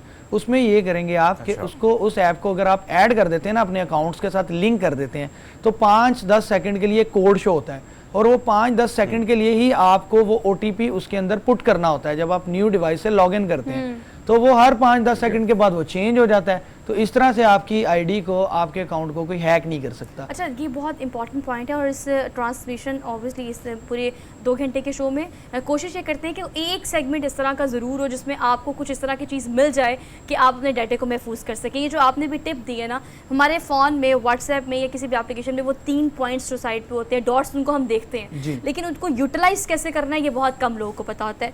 एक और बड़ी अहम चीज़ है डार्क वेब, अगर हम बात करें स्पेसिफिकली इसकी। अब आप डाटा रिकवरी एक्सपर्ट हैं, आपको पता है कि आपके साथ मार्केट में बहुत सारे लोग ऐसे मौजूद हैं जो कि आराम से आपके डाटे को हैक कर लेते हैं। अब वो अपनी सर्विसेज दे रहे हैं, आप अपनी सर्विसेज दे रहे हैं, उनके बारे में आपका क्या ख्याल है कि अगर मुझे आज के दिन भी यहाँ बैठकर अगर मैंने हरमीत से कहना है कि हरमीत मुझे इस बंदे का डाटा चाहिए, तो आपको उस बंदे का डाटा मिल जाएगा? बिल्कुल ऐसा है। बहुत सारे लोग मार्केट में ऐसे हैं जो आपको आपकी सिम कार्ड का CDR निकाल के दे देते हैं। अच्छा, सियासतदानों की वॉइस नोट सुन लें, सियासतदानों की कॉल सुन लें, ये भी तो कनेक्टेड ही है ना आपके फ़ोन के साथ सब चीज़ें। मैं आपको एक मिसाल देता हूँ। कुछ दिन पहले बड़ा एक शोर मचा हुआ था कि पाकिस्तान का सबसे सेंसिटिव तरीन ऑफिस, जहाँ पे बैठ के पूरे पाकिस्तान के फैसले होते हैं, और वज़ीर आज़म साहब के एक सिग्नेचर के साथ रेवोल्यूशन लाई जाती है और बहुत सारे बिल्स पास होते हैं। तो उनका जो ऑफिशियल लैंडलाइन है उसकी रिकॉर्डिंग्स लीक हो गई।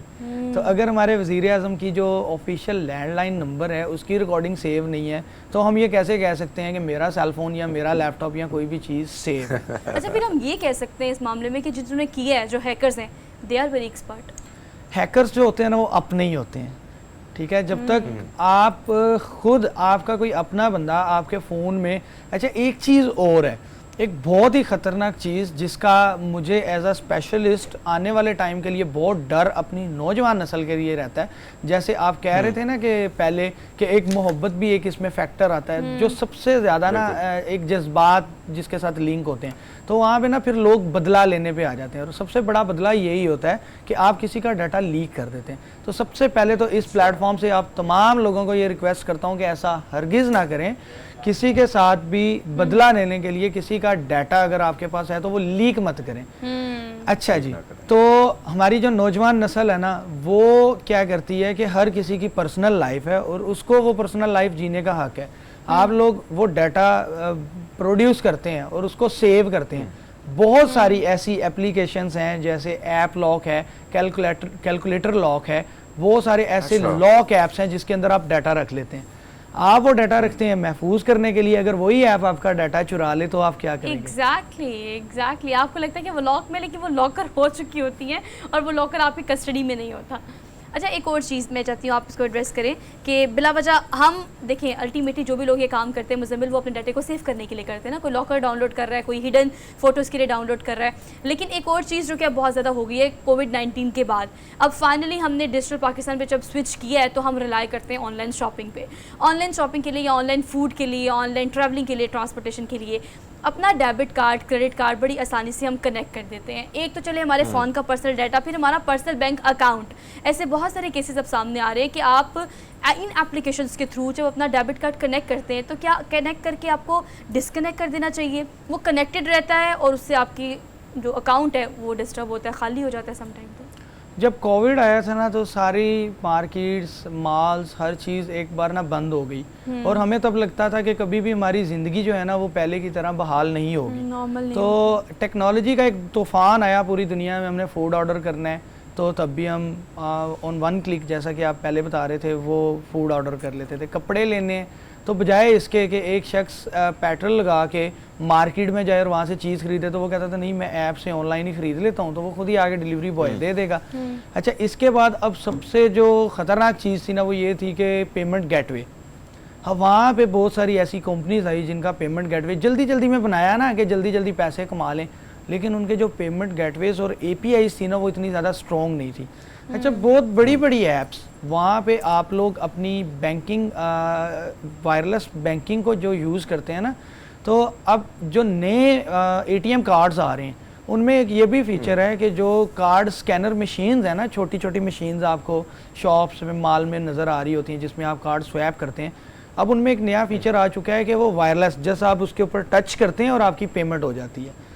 दूसरी चीज़ ये कि बहुत सारे लोग आपके साथ स्कैम करते हैं कि मैं बैंक डिपार्टमेंट से बोल रहा हूँ, आपका कार्ड ब्लॉक हो चुका है, तो आपकी मुझे ये इन्फॉर्मेशन चाहिए, डेट ऑफ बर्थ चाहिए, मदर नेम, फादर नेम चाहिए, लास्ट ट्रांजैक्शन कितने की थी।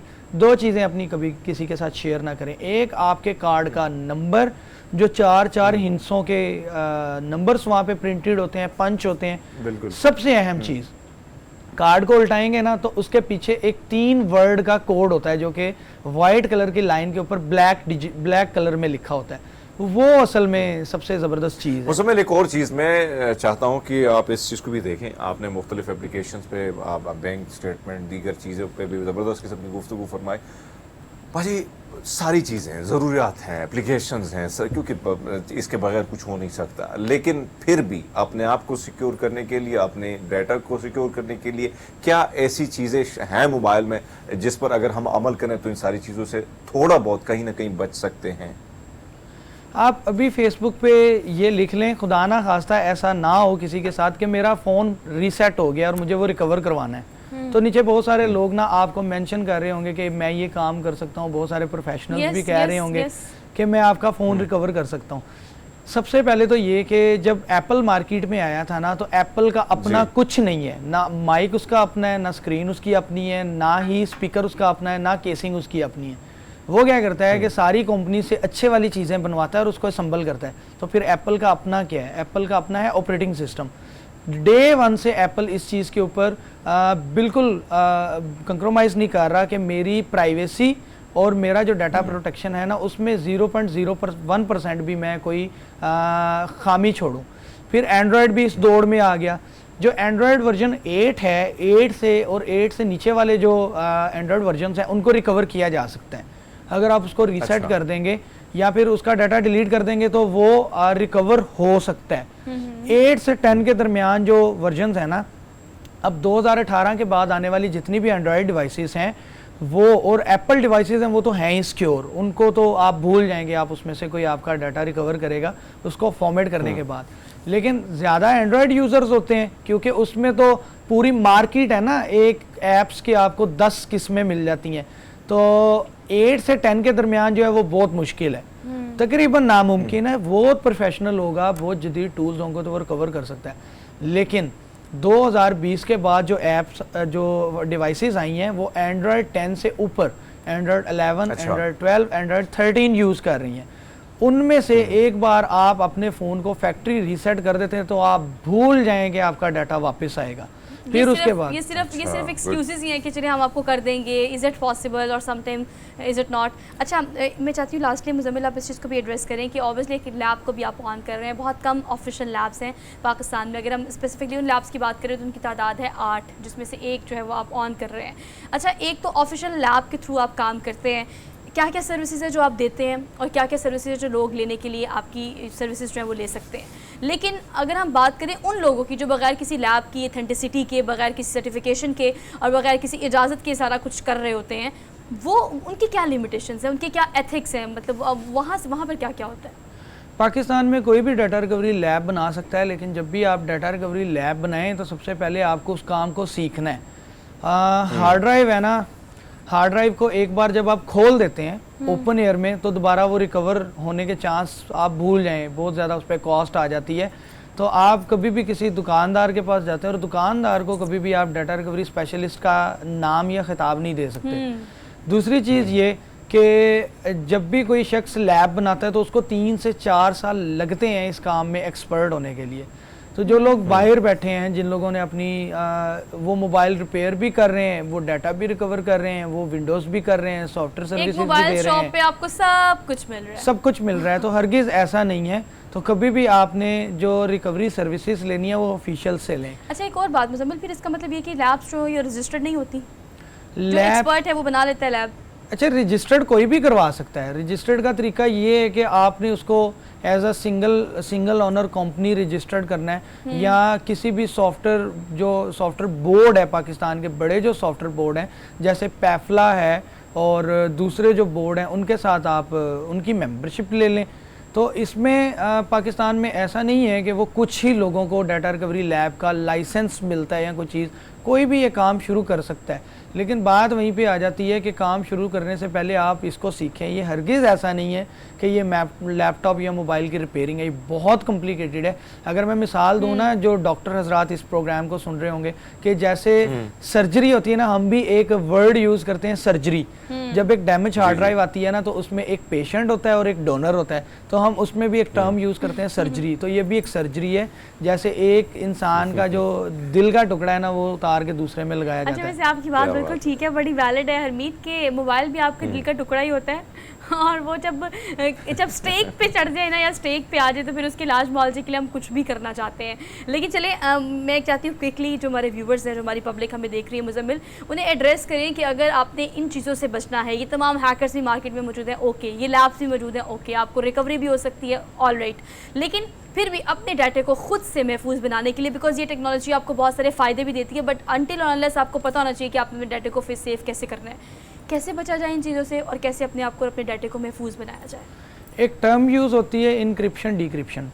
हम लोग बोल रहे हैं, मैं अगर आपसे पूछता हूँ कि कैसे हैं आप, तो उस कैसे हैं आप 3 वर्ड्स को हम इनक्रिप्ट कर देते हैं, तो वो हज़ारों मुख्तलिफ डिजिट्स जिसमें स्पेशल सिंबल्स अल्फ़ाबेटिक्स और न्यूमेरिक आ जाते हैं उनमें चेंज हो जाता है। अब उसको डिकोड करेंगे तो वो दोबारा से वो 3 वर्ड में आ जाता है।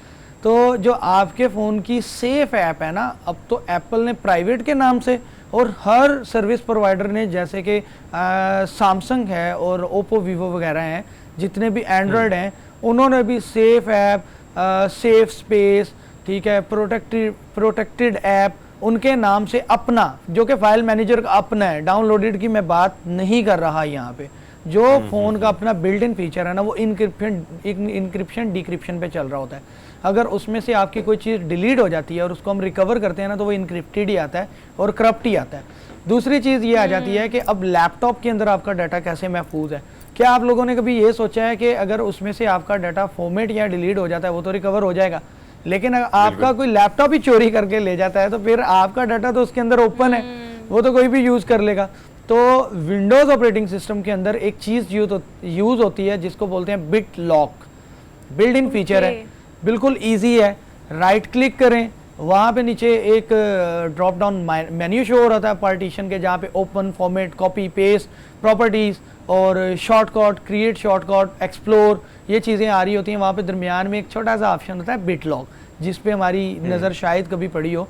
उसको आप नेक्स्ट करके उसको कोड दे दें, लेकिन जो उसको कोड देना है ना, वो याद रखना है। जब भी एक बिट लॉक प्रोटेक्टेड ड्राइव होगी, पार्टीशन होगी, वो आप भूल जाते हैं तो दुनिया में कोई भी उसको रिकवर नहीं कर सकता, कोई भी एक्सपर्ट उसको रिकवर नहीं कर सकता। All right Muzammil, Rashid, thank you so much for being here. और आपकी जितनी टिप्स हैं, होपफुली कि हमारी से बहुत कुछ लिया होगा, और बहुत सारी चीज़ें ऐसी जो कि आपको ऑलरेडी नहीं पता होंगी।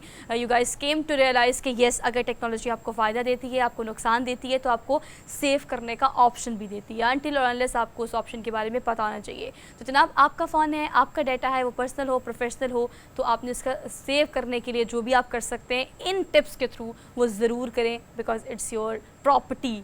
सो अपना ख्याल रखें और अपने डाटे का भी ख्याल रखिए। एक क्विक सी ब्रेक लेनी है हमने, ब्रेक के बाद वापस आते हैं। आप देखते हैं प्रोग्राम जिससे हम कहते हैं गुड मॉर्निंग पब्लिक।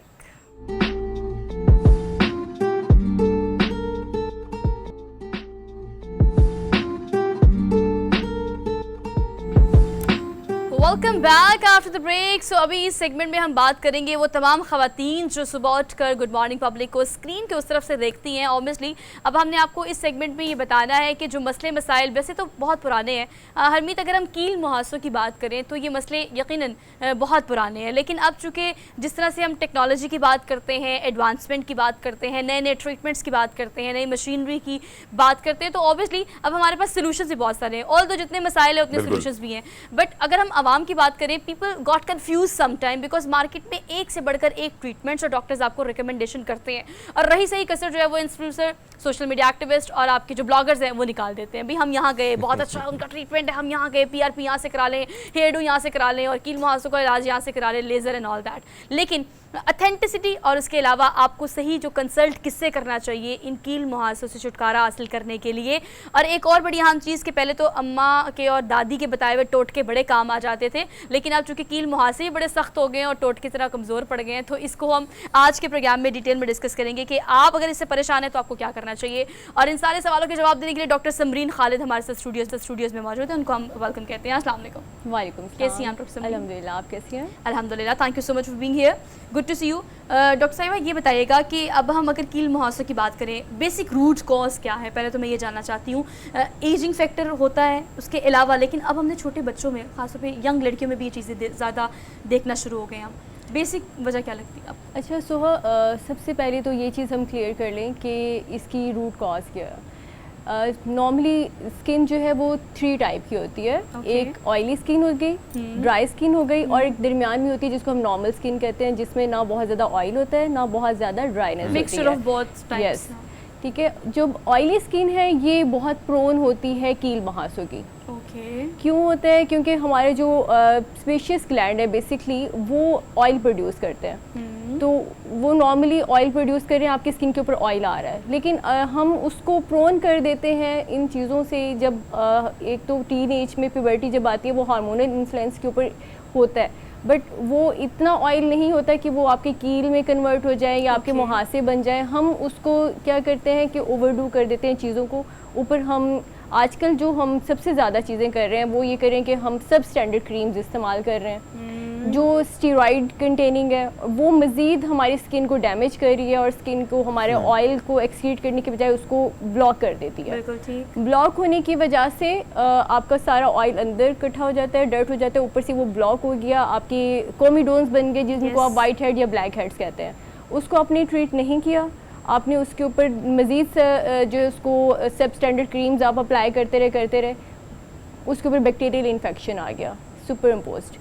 उसने क्या किया, पसी दाने बन गए जिसको हम पिंपल्स बोलते हैं। पहले तो आपके कॉमिडोन्स रहे ना जिसको ब्लैक हेड वाइट हेड किया, फिर आप चले गए पिंपल्स की तरफ जो आपको कुछ रेडिश हो जाते हैं, कुछ पस वाले बन जाते हैं, एक्नी, ठीक है, प्रॉपर एक्नी। बेसिकली ये भी जो कील मुहासे हैं जो जिसको आप कॉमिडोन्स कह रहे हैं वो भी एक्नी है, वो माइल्ड एक्नी है। ओके। जो मॉडरेट एक्नी आ जाती है उसमें पस वाले दाने बन जाते हैं। फिर आ जाती है सीवियर एक्नी जिसको हम एक्नी वल्गैरिस कहते हैं। ओके। वो जो है उसमें आपका स्किन के अंदर भी होता है जिसको हम गुठलियाँ कहते हैं, जिसको हम नोड्यूल्स कहते हैं, और वो पेनफुल होते हैं और वो स्किन के ऊपर भी आपको नज़र आ रहा होता है। वो लाइक इसकी सबसे सीवियर स्टेज होती है और उसके ऊपर फिर पेशेंट आपके पास उसके साथ भी आता है और स्कारिंग के साथ भी आता है। इट साउंड्स लाइक वेरी डरा देने वाला, यू नो, डेंजरस वाला फील मुझे आना आई शुरू हो थिंक गया। जो एक्नी को ट्रीट लाजमी करना चाहिए क्योंकि हम जब एक्नी को अच्छा डॉक्टर साहब, बात develop आपकी करते हैं- सोहा की दुरुस्त है कि कहीं ना कहीं हमें बहुत सारे लोग इसको नॉर्मल ले लेते हैं और फिर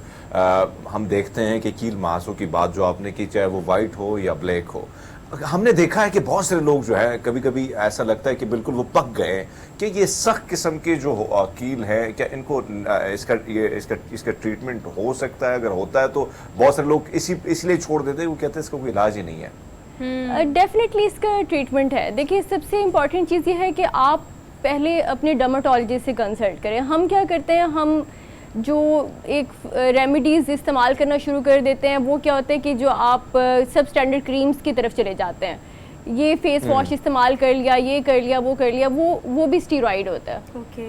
ठीक है, जब आप रूट कॉज आप अपनी नहीं देखेंगे तब तक आपका ट्रीटमेंट नहीं होगा। और डेफिनेटली जब आप उसको क्लीन आप उस कॉज को पकड़ लेते हैं, आपने एक 3 to 6 मंथ का ट्रीटमेंट ले लिया, ठीक है, जिसमें हम मोस्टली अकॉर्डिंग टू स्टेज हम पेशेंट को ट्रीट करते हैं। माइल्ड एक्नी को माइल्ड के लेवल पे करते हैं, मॉडरेट को उसके लेवल पे करते हैं, सीवियर को उसके लेवल पे ट्रीट करते हैं, और डिफरेंट मॉडलिटीज़ हैं हमारे पास, ठीक है, उसको ट्रीट करने के लिए। जब आपने रूट कॉज ट्रीट कर दिया, फिर हम ये कहें कि ये तो दोबारा हो गई है, देखिए फिर आपकी स्किन तो ऑयली है ना, उसको तो हम नहीं खत्म करने के, हाँ स्किन टाइप नहीं बदल सकते।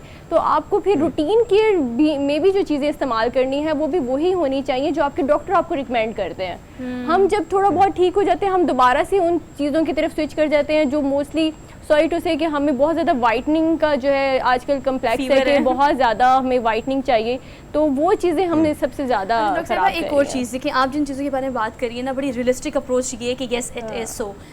डॉक्टर की रिकमेंडेशन की तो हम बात ही ना करें ना। शुरू में जब मैंने आपसे कहा था कि अगर हम अब हम स्क्रॉल रील अप और रील को अप करना, स्क्रॉल अप करना, स्क्रॉल डाउन करना, ये हमारी रेगुलर रूटीन है। मेरे ख्याल से दिन में कोई ज़्यादा नहीं तो 6-7 घंटे हम सिर्फ स्क्रॉल अप और स्क्रॉल डाउन करने को देते हैं। एक से बढ़कर एक डॉक्टर, एक से बढ़कर एक इन्फ्लुएंसर, एक से बढ़कर एक ब्लॉगर आपको बता रहा होता है ये सीरम दी बेस्ट है, ये फेस वॉश दी बेस्ट है, ये क्रीम दी बेस्ट है, या ये डॉक्टर दी बेस्ट है। अब मैं चाहती हूँ कि हम इसको ज़रा सादा अल्फाज में या आम फहम गुफ्तगू जिसे कहते हैं ना, पब्लिक को हम वो बताएं।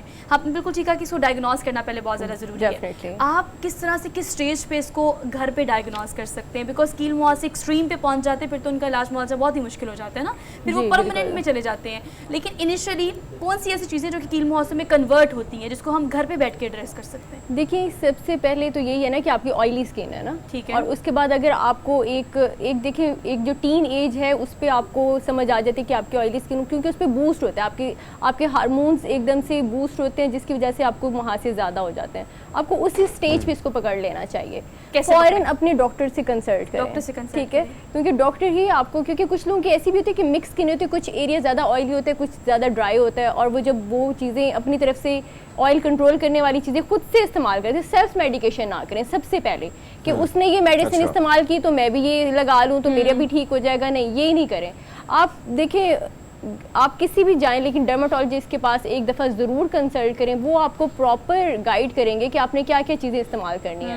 एक दफ़ा की आपकी वो कंसल्टेशन आपकी सारी ज़िंदगी के लिए आसानी है, क्योंकि एक दफ़ा अगर आपने पोस्ट एक्ने स्कारिंग डेवलप कर ली ना, तो फिर आप समझ लें कि आपकी अच्छा ये वो हरमीत वाली बात है कि बाज़ का बिल्कुल हरमीत आप वो कह रहा था कि बाज़ लोग इसके साथ रहना सीख जाते हैं और कहते हैं अच्छा इसका कोई इलाज नहीं है। और अच्छा ऐसे नहीं होता सोहा, पता है हमारे पास बहुत सारे इस तरह के क्लाइंट्स आते हैं, पेशेंट्स आते हैं जिनका जो कॉन्फिडेंस लेवल है वो इतना ज़्यादा ड्रॉप हो चुका होता है, वो साइकोलॉजिकली इतने ज़्यादा अफेक्टेड हुए होते हैं कि हमें अपना आप ही नहीं अच्छा लगता, हमें मिरर देखना अच्छा नहीं लगता। बात आपकी बिल्कुल दुरुस्त है कि ये जो है ना कि भैया आप बिटनवेट इस्तेमाल करो, डर्मेट इस्तेमाल करो, ठीक हो जाओ। ये नुस्खे जो हम देते हैं अपने सहेलियों को, दोस्तों को, ये नुकसान और ये स्टेरॉइड आप ये समझ लें कि आप ना जल्दी के ऊपर तेल डाल रहे हैं, स्टेरॉइड इतना ज्यादा उसको इफेक्ट करता है कि और ज्यादा। से सुनना ये बात है, आपसे जानना चाहेंगे अब मामला होने वाला है, चेहरा आपका ऑयली है या ड्राई है, अब कहीं ना कहीं इन मुहासों से आप दूर हैं, चाहे वो सफेद हैं या काले हैं, क्या करना चाहिए? खुराक के हवाले से जानना चाहिए और पानी के हवाले से किन किन चीज़ों के, क्योंकि नौजवानी जब आप दहलीज पर कदम रखते हैं, यानी आप जवानी के दहलीज पर कदम रखते हैं, तो बहुत सारी चेंजेस, हार्मोनल चेंजेस जिसे कहा जाता है, आती हैं। किन किन चीज़ों का ख्याल रखना चाहिए? अच्छा, इस पे बिल्कुल इन्होंने ये पॉइंट भी बहुत अच्छा उठाया है कि जब ऑब्वियसली टीन एज में आप आते हैं, आपकी बहुत सारी चीज़ें इन्फ्लुएंस कर रही होती हैं आपको, ठीक है। उसमें सबसे इम्पॉर्टेंट यही चीज़ है कि आप अपनी डाइट को अच्छा रखें। हम फास्ट फूड की तरफ बहुत चले गए हैं, ठीक है। वो हम इसी चीज़ ने हमें सबसे ज़्यादा इन्फ्लुएंस किया, ये हमारे स्टीरॉइड, क्योंकि वो भी स्टीरॉइड हम खा रहे हैं, बिल्कुल ठीक है, तो वो भी हमारे हार्मोन्स को बहुत ज़्यादा इफेक्ट कर रहा है। तो हम अगर अपना क्लीन डाइट लें, जिसमें हमारे पास फ्रूट्स होने चाहिए, वेजिटेबल्स होनी चाहिए और प्लेंटी ऑफ वाटर। अच्छा यही नहीं कि बहुत ज़्यादा पानी पिए, बहुत ज़्यादा, ऐसे नहीं, जितनी आपकी रिक्वायरमेंट है, और person to person requirement different है। जैसे हम जैसे एसी में बैठे हुए हैं तो यहाँ पे हमारी रिक्वायरमेंट उतनी नहीं है जितना एक आउटसाइडर जो बैठा हुआ है, जो एसी इन्वायरमेंट में नहीं बैठा हुआ, उनकी वाटर रिक्वायरमेंट डिफरेंट है। हम सबके लिए हम कूल काम है, हाँ, जस्ट जितनी हमारी बॉडी की रिक्वायरमेंट है उतने अकॉर्डिंगली हमने उसको पीना है पानी। वाटर इनटेक हमारा अच्छा होना चाहिए, हमारा फूड इनटेक में हमारा वेजिटेबल्स और फ्रूट अच्छा होना चाहिए। डॉक्टर साहब एक और सवाल जो सोहा ने भी अपनी महफिल में उठाया होगा, देखा भी होगा, हम भी जितने दोस्तों के साथ बैठते हैं, हमारी जो ख्वातीन दोस्त होती हैं, ये जो सुर्ख से दाने होते हैं, रेड, हम फिर मशवरे देते हैं कि भैया शादी कर लो, शायद इसकी वजह से मामला ठीक हुई। क्या ये दुरुस्त है क्या? यानी जो जवानी के दलीज पर और दाने को आ जाना, जी ये मैं बता चुकी हूँ, ये वही टीन एज जो हार्मोनल चेंजेस आती हैं, उसको ये भी सबसे बड़ी मिथ है कि इसको ट्रीट ना करें।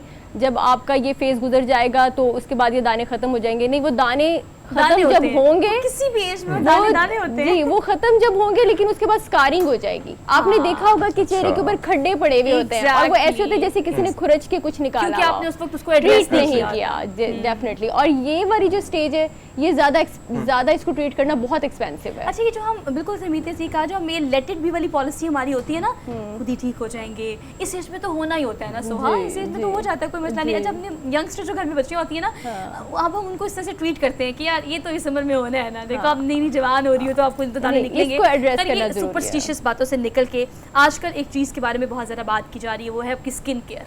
कहते हैं कि अगर आपकी स्किन बिल्कुल ठीक है, माशाल्लाह, देखिए डॉक्टर साहब आपकी स्किन बहुत अच्छी है माशाल्लाह। अगर हम बहुत सारी एंकर्स को देखें, स्क्रीन पे आने वाली बहुत सारी सेलिब्रिटीज़ को देखें, they have very smooth skin, लेकिन उसके पीछे एक स्टोरी है। मैं उसकी बात नहीं कर रही, उसके स्कार्स भी है, एक्नी भी है और कील मुहासे भी उसने एड्रेस किया, ट्रीट किया और ठीक हुआ है। जिसकी स्किन ऑलरेडी ठीक है, उसकी क्या स्किन केयर रूटीन होनी चाहिए ताकि आप इन सब चीज़ों से ऑलरेडी बच सकें? प्रिकॉशनरी मेजर्स में आपको क्या करना चाहिए? देखिए, अगेन सबसे पहले आपको पता होना चाहिए आपकी स्किन टाइप क्या है, उसके अकॉर्डिंगली आप उसको ट्रीट करेंगे। अगर यू हैव ऑयली स्किन, जैसे जो हमारा आज का टॉपिक है, ऑयली स्किन है, तो आप अकॉर्डिंग टू एज, जो टीन एजर है लाइक 20 से पहले, हमें ऑयली चीज़ें बहुत ज़्यादा हमें अवॉइड करनी चाहिए, क्योंकि वी कांट अफोर्ड ऑयल, ठीक है। ऑयल होगा तो आपके कील बनेंगे चेहरे के ऊपर, ठीक है। अकॉर्डिंग टू एज हमें डिफर करना पड़ता है। आफ्टर 30s जो है वो आपको ऑयल इतना ज़्यादा मैटर नहीं करता है, वो बल्कि आपको झुर्रियाँ लाने से, आपकी आपकी स्किन के ऊपर जो फाइन लाइंस आ जाती हैं उसको प्रिवेंट करता है। लेकिन आप बिफोर जो आपका 20 है उस पर ऑयल आपके लिए बहुत ज़्यादा, आप ये समझ लें कि एक अलार्मिंग साइन है। वो जैसे ऑयल आएगा आपके कील वहाँ से आएंगे। अच्छा, स्किन केयर में अगर हम बात करें तो बीइंग अ डॉक्टर आप क्या रिकमेंड करती हैं क्विकली हमारे व्यूवर्स के लिए कि अगर सोने से पहले क्या रूटीन होनी चाहिए आपके स्किन केयर की, उठते साथ क्या होनी चाहिए, including your food, meal and some kind of products as well? Cleaning, hygiene सबसे इम्पॉर्टेंट कि आपका हाइजीन। देखिए, मैं कोई भी किसी भी कंपनी को या किसी को इसको प्रेफर नहीं करूँगी।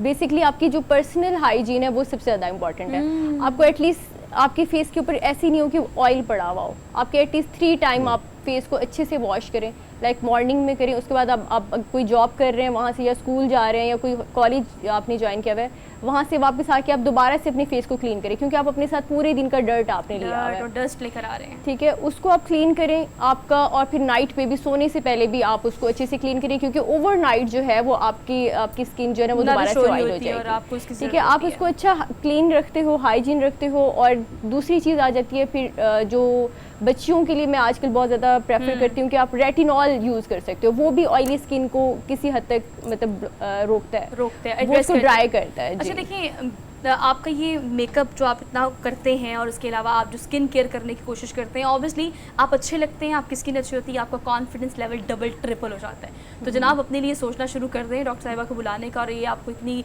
सारी टिप्स देने का मकसद यही था कि अपना ख्याल रखें, बिकॉज इसी चेहरे के लिए आप बहुत कुछ करते हैं। और हमीद तो बहुत ख्याल रखते हैं, बिकॉज हमीद का तो चेहरा ही बहुत बिकता है। ऑल दो हमने भी यही करना है, लेकिन हमने अब आपसे लेनी है इजाज़त। और thank you so much for being here doctor साहिबा। हमने एक छोटा सा ज़बरदस्त सा पैकेज हमने आपको वो दिखाना है, उसको जाए बगैर हम आपसे छुट्टी नहीं ले सकते। मौसम चेंज हो रहा है, सीजन चेंज हो रहा है, मीठे कहाँ से अच्छे मिलते हैं और कहाँ से आपको लेने चाहिए, और ये आपकी स्किन के लिए वैसे भी ओवरऑल कितनी इफादियत रखते हैं, एक रिपोर्ट देखें जरा quickly.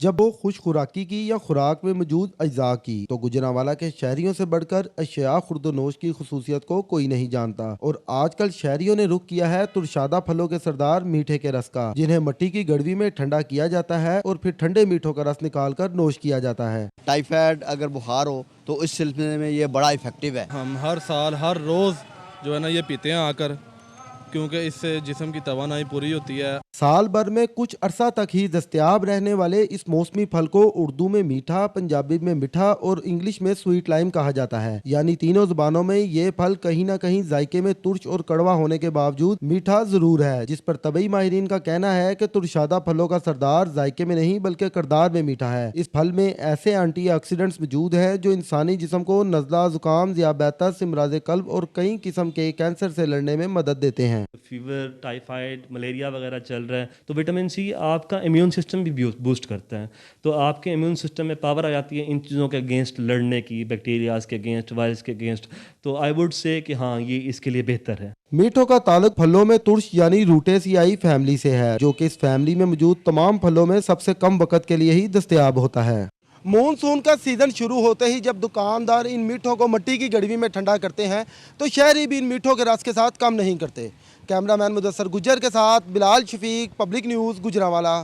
Thank you Bilal for reporting us. और हरमीत, नेचुरल सोर्सेज हैं, इनसे बेहतर कुछ नहीं है। फ्रूट खाएं, फल खाएं और अपनी स्किन को बेहतर करें। मेरे ख्याल से आपकी रूटीन का भी ये एक हिस्सा है जिसको आप मिस नहीं करते। जितने भी है, क्योंकि जैसे जैसे हम देखते हैं सीजन बदलता है, सीजन फल जब आते हैं तो हर एक फल का अपना एक फ़ायदा है, और मेरे ख्याल में अब आने वाला है। वैसे आजकल के मीठा की बात की जाए, मैंने तो टेस्ट किए, मुझे मज़ा नहीं आया, लेकिन आने वाले दिनों में ये टेस्टी हो सकते हैं, स्वाद आ सकता है इसमें। सो आपकी बात दुरुस्त है कि इन सारी चीज़ों पर अगर हम ज़्यादा कोशिश करते हैं, फोकस करते हैं कि जो नेचुरल रिसोर्सेज हैं उसका ज़्यादा इस्तेमाल होता है, तो मेरे ख्याल में आपके जिस्म को, आपके चेहरे को वो जो तवानाई है, वो जो खूबसूरती है, मेरे ख्याल में बख्शने का यही तरीका बड़ा जबरदस्त। कोई भी विटामिन, कोई भी सप्लीमेंट, कोई भी सीरम, कोई भी ट्रीटमेंट इसको इस तरह से ट्रीट नहीं कर सकता जो आपकी स्किन को ये सारे फ्रूट्स और ये वाटर इनटेक ये कर सकता है। तो जो ना हम नेचुरल रिसोर्सेज करने की कोशिश करें, अपना भी ख्याल रखिए, अपनी स्किन का भी ख्याल रखिए। हमें दीजिए इजाज़त, इंशाल्लाह मुलाकात करेंगे कल नए टॉपिक, नए इश्यूज़ के साथ। अल्लाह हाफ़िज़।